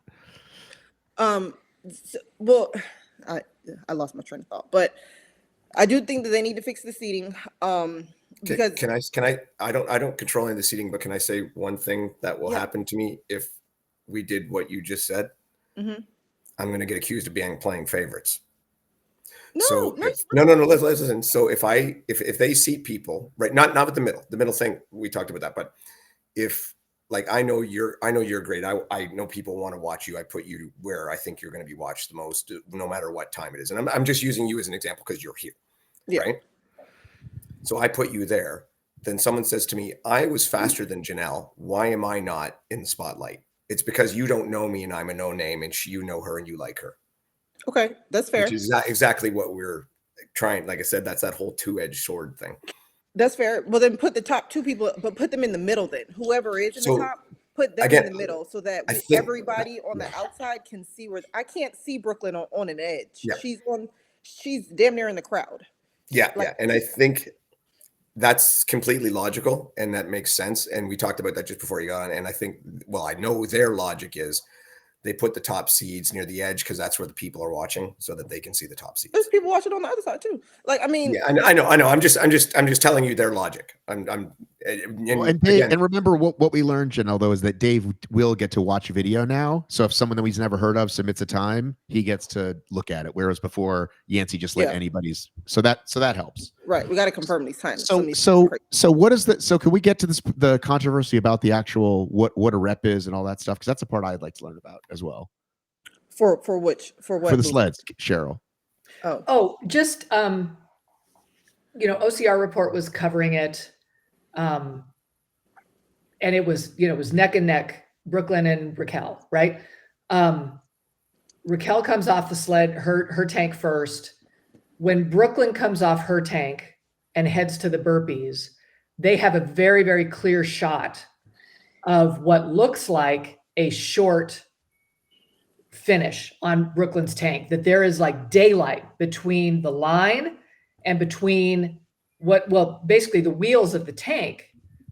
But I know that that's not what the judges were looking for. And so, Dave, I'm just wondering if you had eyes on that and you can confirm that she didn't deserve a penalty for that, because people were screaming that she deserved a penalty for that. So I can tell you straight from the picture that she didn't, that was clean. So if you look at that picture, what do you figure that wheel is away from that red line? 2 inches? It's inches for sure. And then how far do you think, and Janelle, you can comment on this too, those stubs on the back of the tank, how far do you think those stick out past the wheels? 5, 4, 6? It's a lot of guessing going on. I don't like guessing. It's not guessing. Actually, I can send you a picture. Here's my thing. First of all, love Brooklyn. Like anything that I say, nothing against any person. I'm just speaking to the standard. That's all I'm trying to do. Yeah. So what I'm saying is, as a judge, I wouldn't even review it, because that would be trying to review a bad rep and that would open Pandora's box, which we're not going to do. But if I was, isn't the rule that the fact that her judge told her to go is then it's the green light? Yeah. Okay. Yeah. Okay. But that's why I say I wouldn't review it. But I'm looking at that picture, and because this is all now it's said and done. I'm looking at the picture. That's a good rep. It's a cross. Like it touched the line. So can you tell what the rule is? Can you tell what the rule is? I don't know what the rule is. You don't or do? From the rule. I don't. You're asking these like hypothetical questions. I just want to know what the rule is. Right. It's hold on. The rule is the back of the tank those bolts on the back of the tank. The line.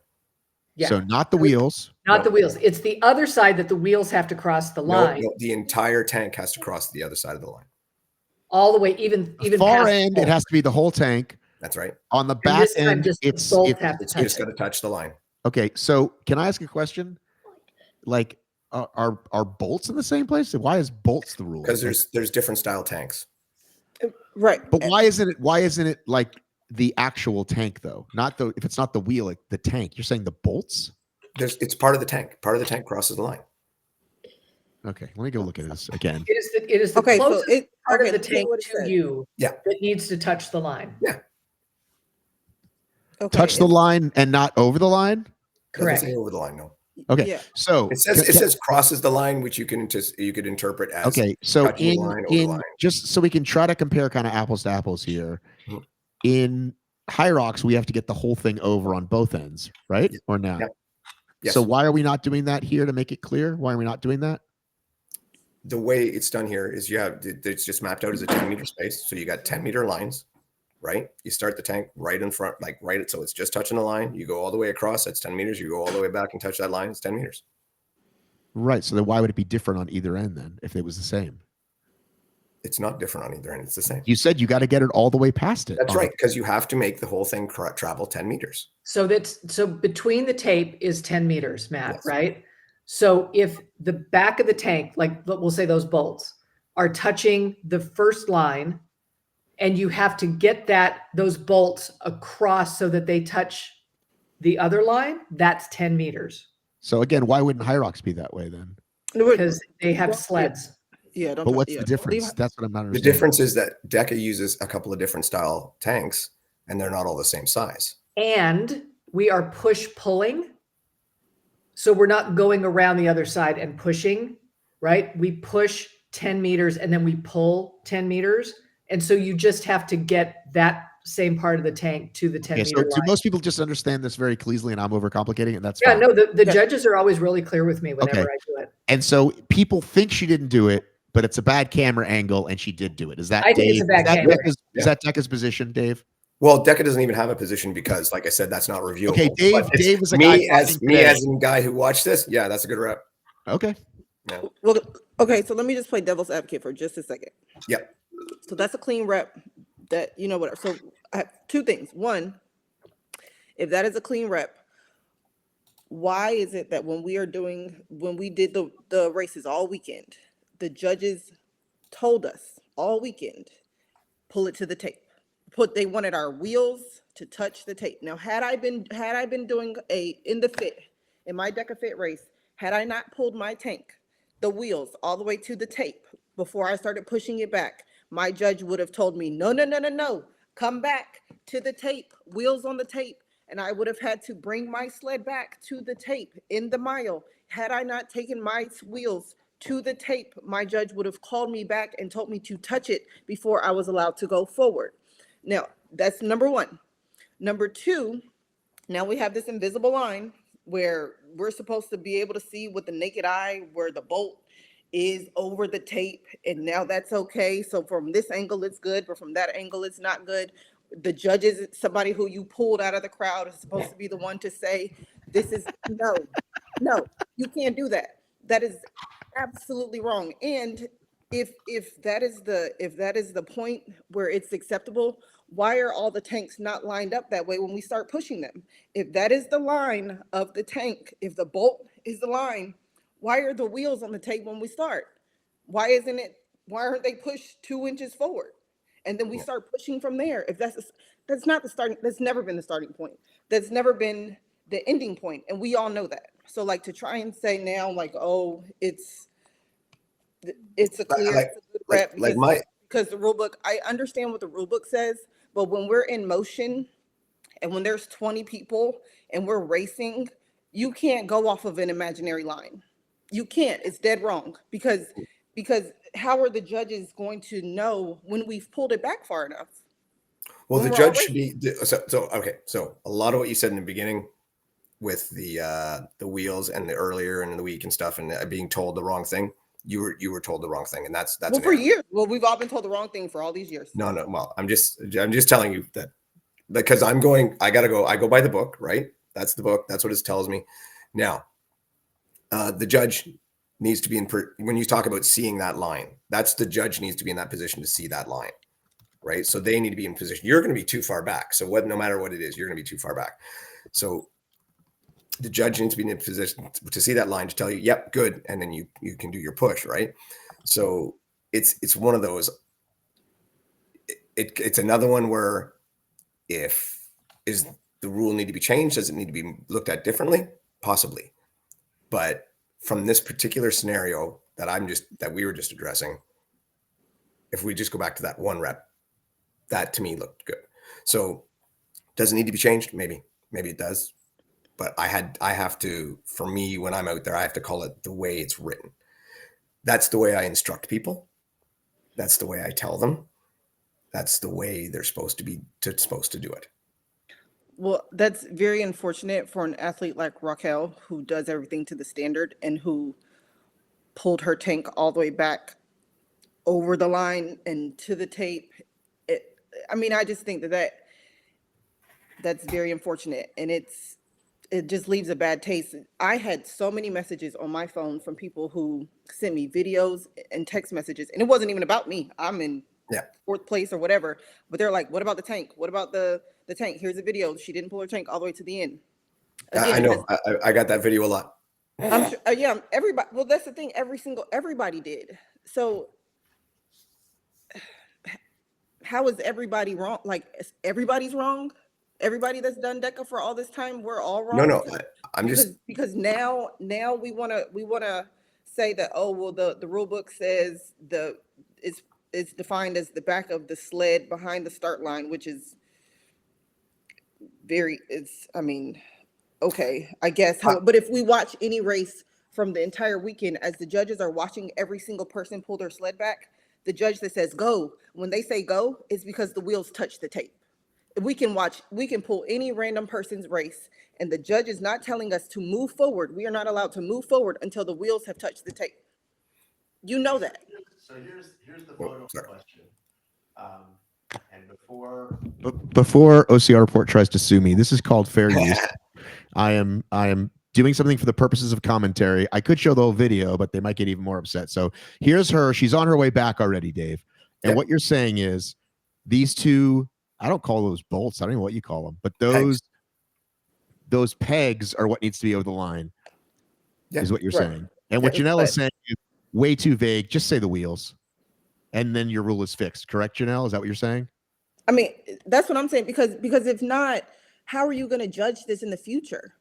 Like, that's going to be the problem. So the thing is going to be that in the future, because now this can of worms has been opened.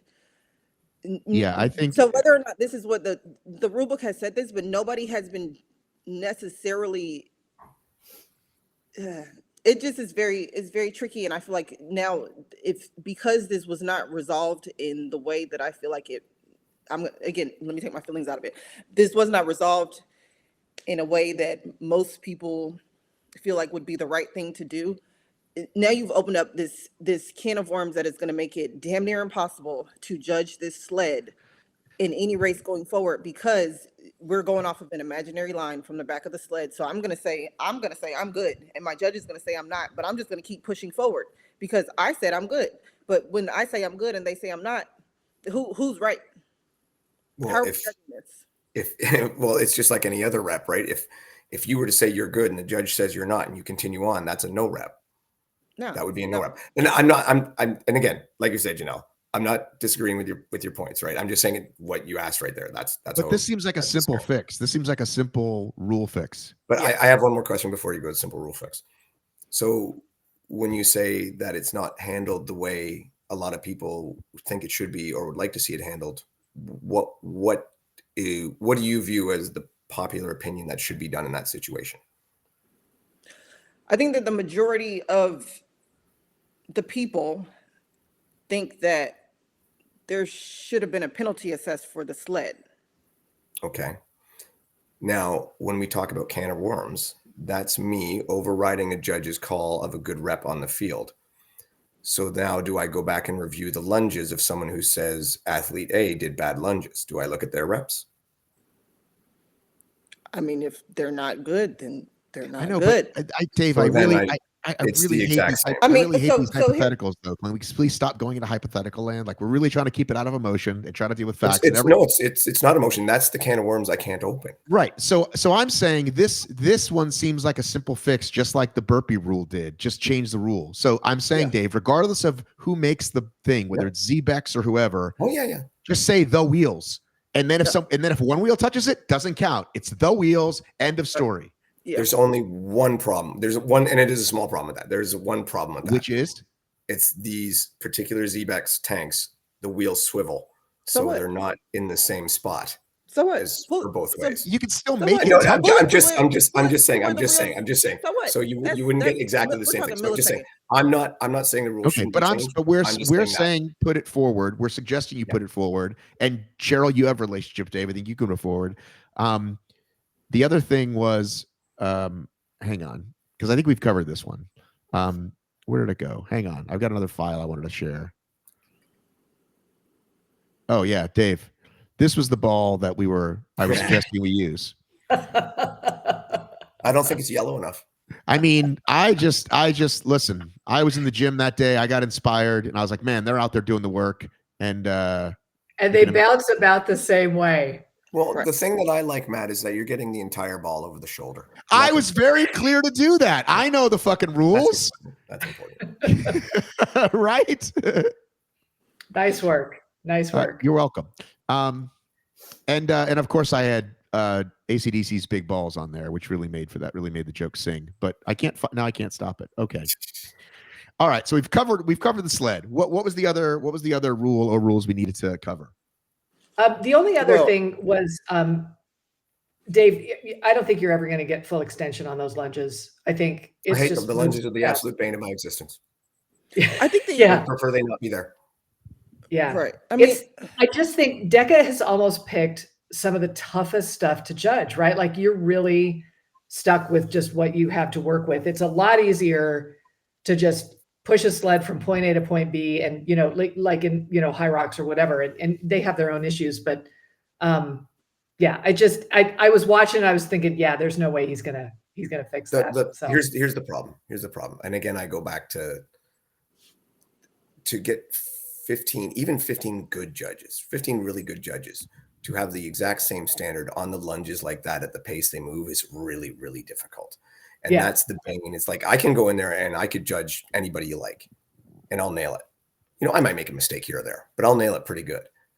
But to get everybody consistent, that's the thing. So if I go around and I do this sometimes, and I'll no rep people when I see them, because I have to have some kind of fear put into people to get them to extend. But it's just, it's a swimming upstream thing. It really is. And like I said, the lunges are the absolute bane of my existence. Yeah. And we could spend the next 3 hours talking about this, and I'm exhausted already. Like this is just not going to get fixed. I think, look, at the end of each season, you tweak the rule book, you try to fix some things, you try to do better next year. I think every year gets a little better. And I will say there was a lot of good stuff that came out of this weekend. People loved the mile setup. And Cheryl deserves credit for that. I got a lot of credit for Cheryl. Thank you. I would give Dave the credit because it wouldn't have happened without you. But I think the mile setup was much better. I think people really liked it. People liked the venue. People got their shirts. People got their trophies. Yay. People got their medals. Will they get their money? That's a good step.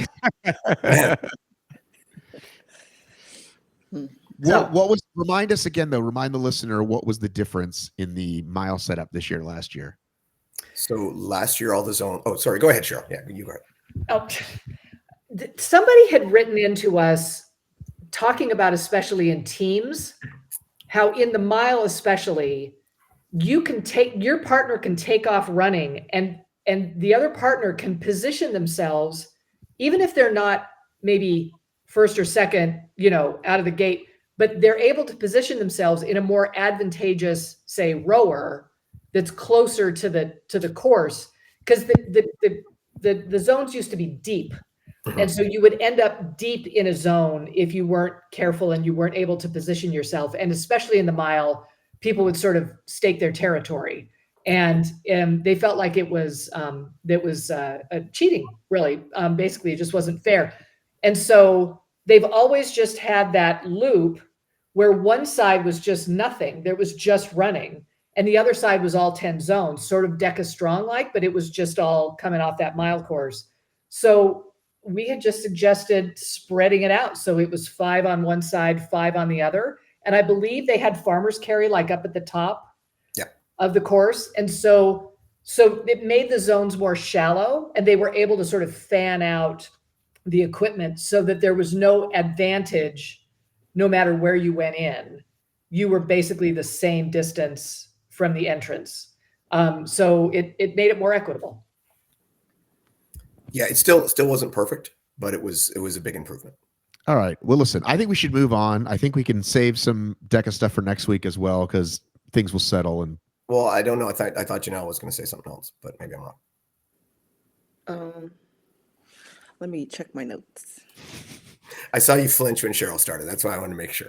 That's right. Well, while she's checking her notes, let me just call out the perfection that Brooklyn Nichols' outfits were. I just can't get over. I don't know who she was wearing, but she nailed it. Yeah, She nailed a lot this weekend. Yeah, she had a good weekend. you did.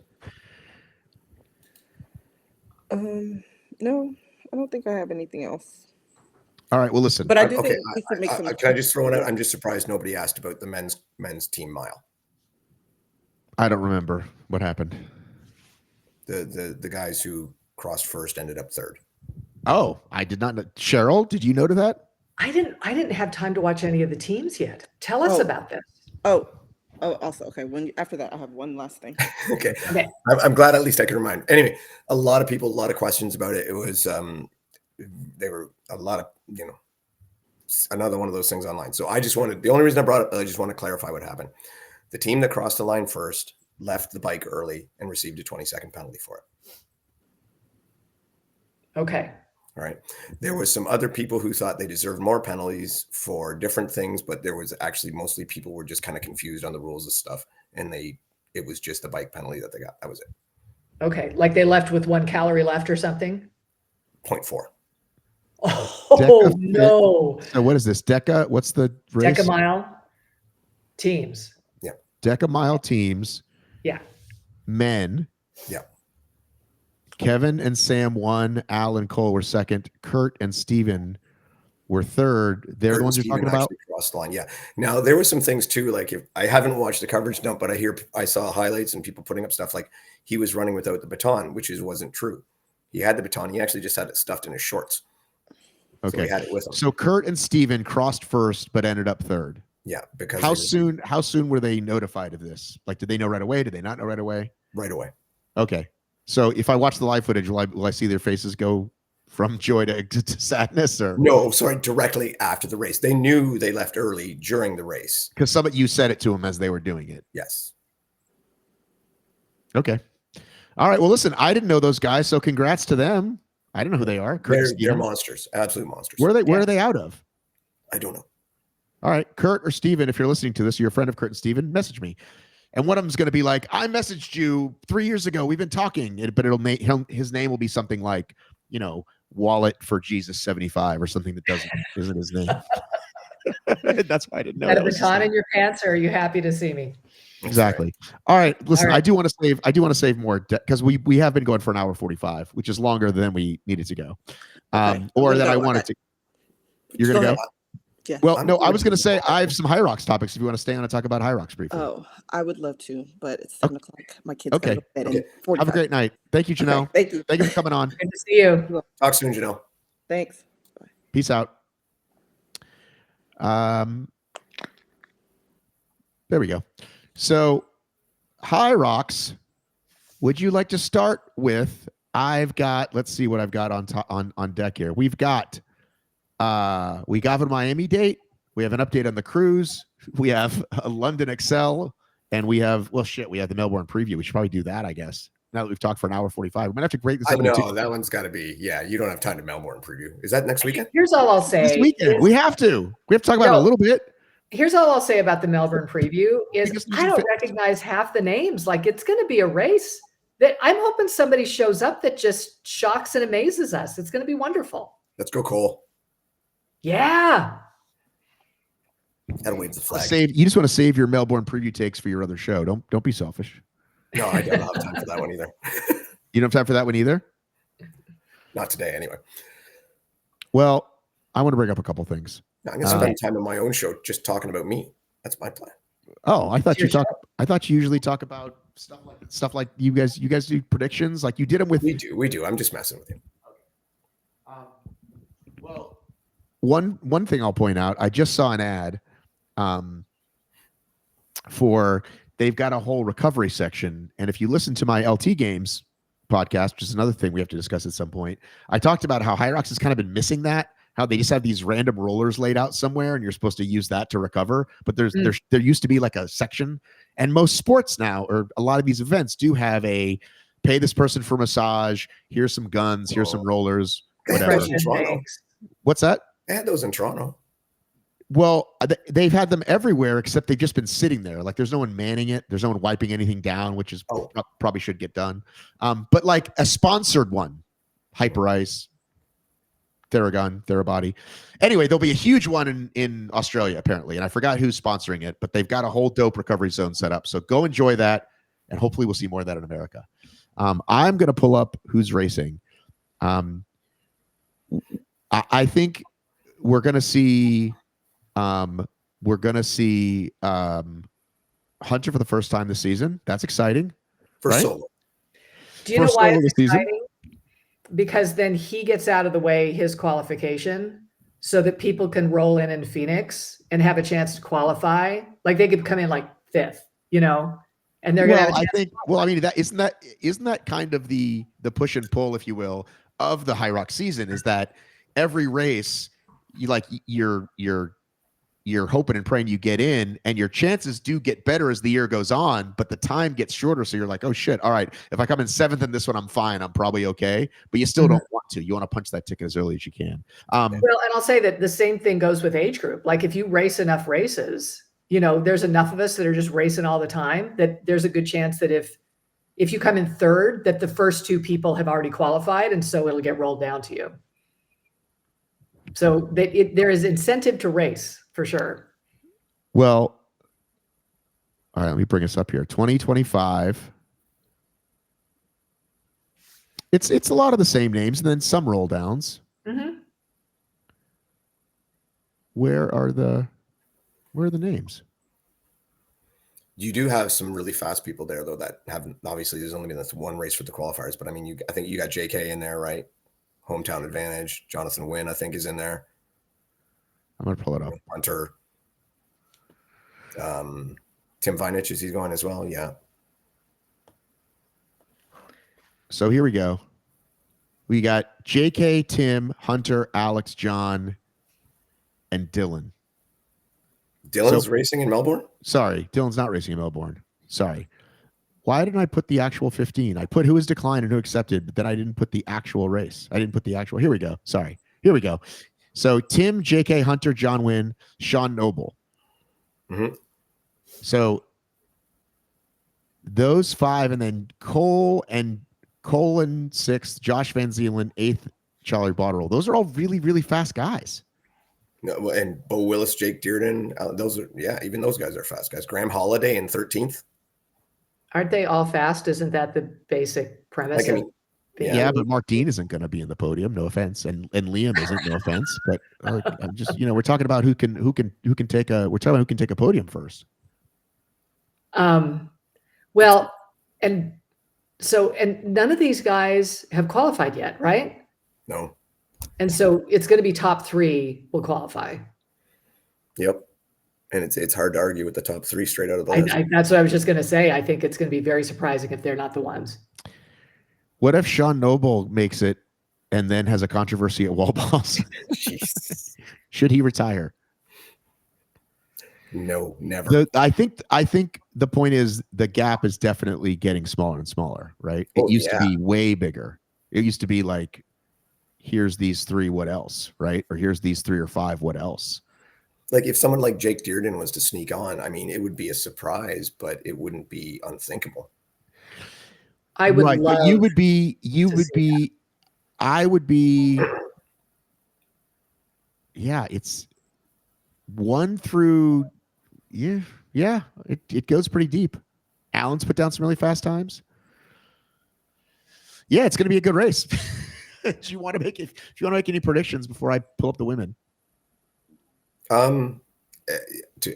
Yeah, Cole Learn's going to win.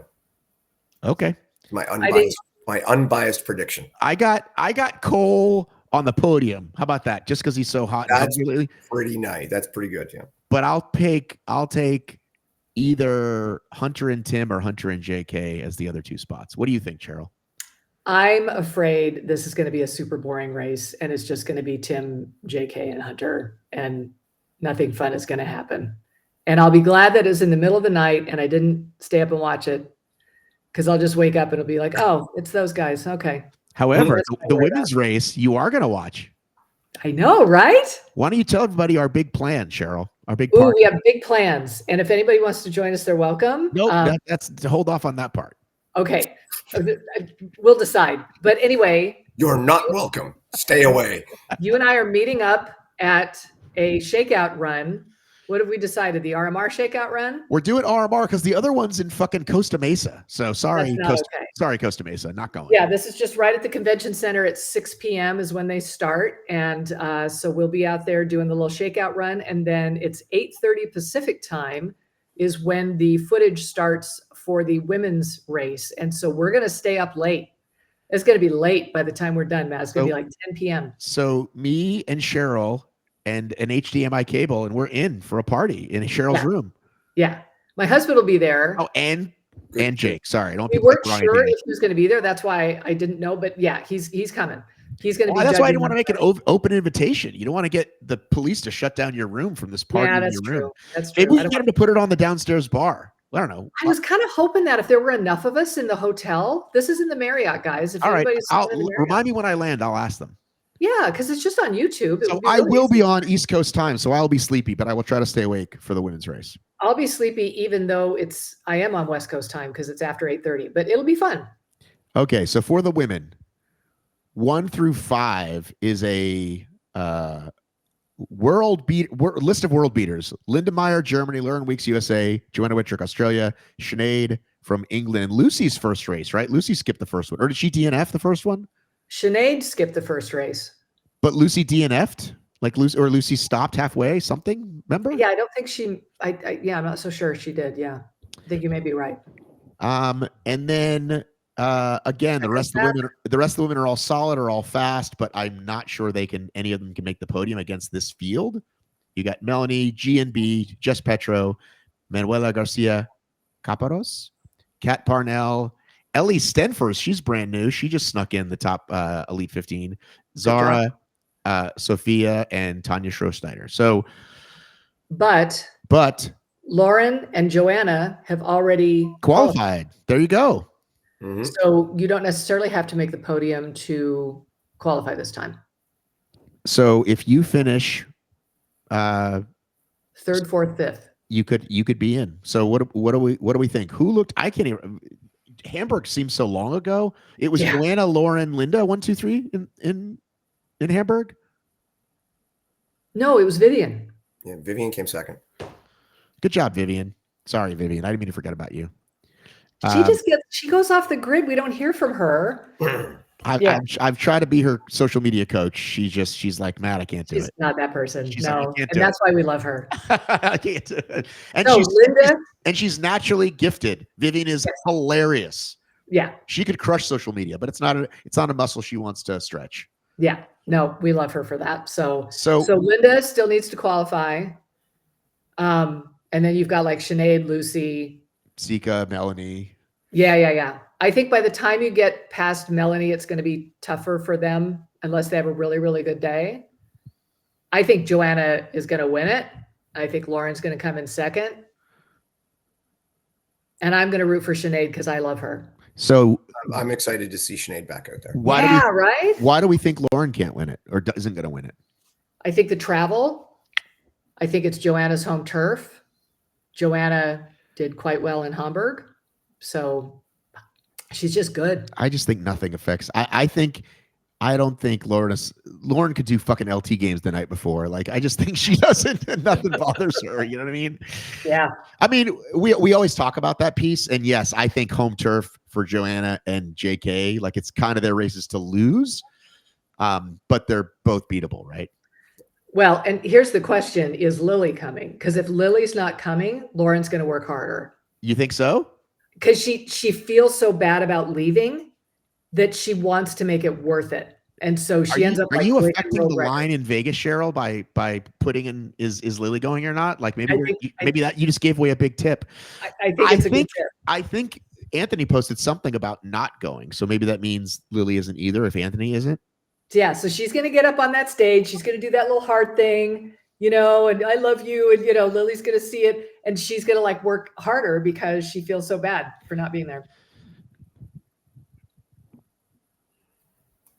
I think And we barely haven't even had time to talk about the doubles, and I don't even know who's racing really. Doubles will be exciting, but I think we're 100% going to see more penalty drama in the doubles, and we're 80% chance of seeing something in singles. I forgot about the whole penalty thing. I don't like that. But I'm saying, Dave, they kind of suffer what you talked about. Like they were never penalizing. Are they penalizing too hard now? No, I'm not talking about the penalizing too hard. I'm talking about the system with the wall ball clock and all that stuff. No, but I'm saying I feel like they are, and I think regular races have suffered too, right? We've seen people with the wall balls. It's like, why are they being so rough on me, or why are the judges yelling at me for? Because everybody wants it called just the way that suits them. I think some people can be overzealous. Mm-hmm. But I think we're gonna probably have an issue because these races are getting so close. I think we're gonna we'll have something to talk about. I just don't know what it's gonna be. Well, if there's somebody crying in the box of shame at wall balls, like we really hope we don't see that again. No, that was that was rough. That was rough. But something will happen. Poor did Melanie wasn't even able to finish that last time. Did they announce the doubles teams, by the way? That list is kind of a mess, and I haven't really seen. Which is why because people have multiple partners, which is why it should have been announced already. Yeah, I haven't seen it. Doesn't mean it doesn't exist, though. I didn't even know who Tanya Thies was. So, shame on you. All right, well, I guess we're gonna wrap it up, guys. We did not give HYROX all the other HYROX news we needed to talk about, but then again, we did have people who were just at a World Championship, so it'll keep for next week. You mean people who are world champions? And people who are world champions. By the way, go replace that flag behind you. You have a second place flag behind you. I got to find that one. I just got here like really fast before we went on. Did you come home with it though? Did they give it to you? Yeah, we're good. Congratulations, Dave. Yeah, but let's not bury that, Dave. You're a world champion, buddy. A niche of the niche, baby. That's right. Wear it with pride. Yeah. No, I'll joke about it, but yeah, I'm very happy. I'm thrilled. All right, guys, we're at the 2-hour mark. See you later. See you Thursday. See you Thursday. Oh yeah, we're racing in Anaheim too. Maybe we should record. All right, see you later. Bye.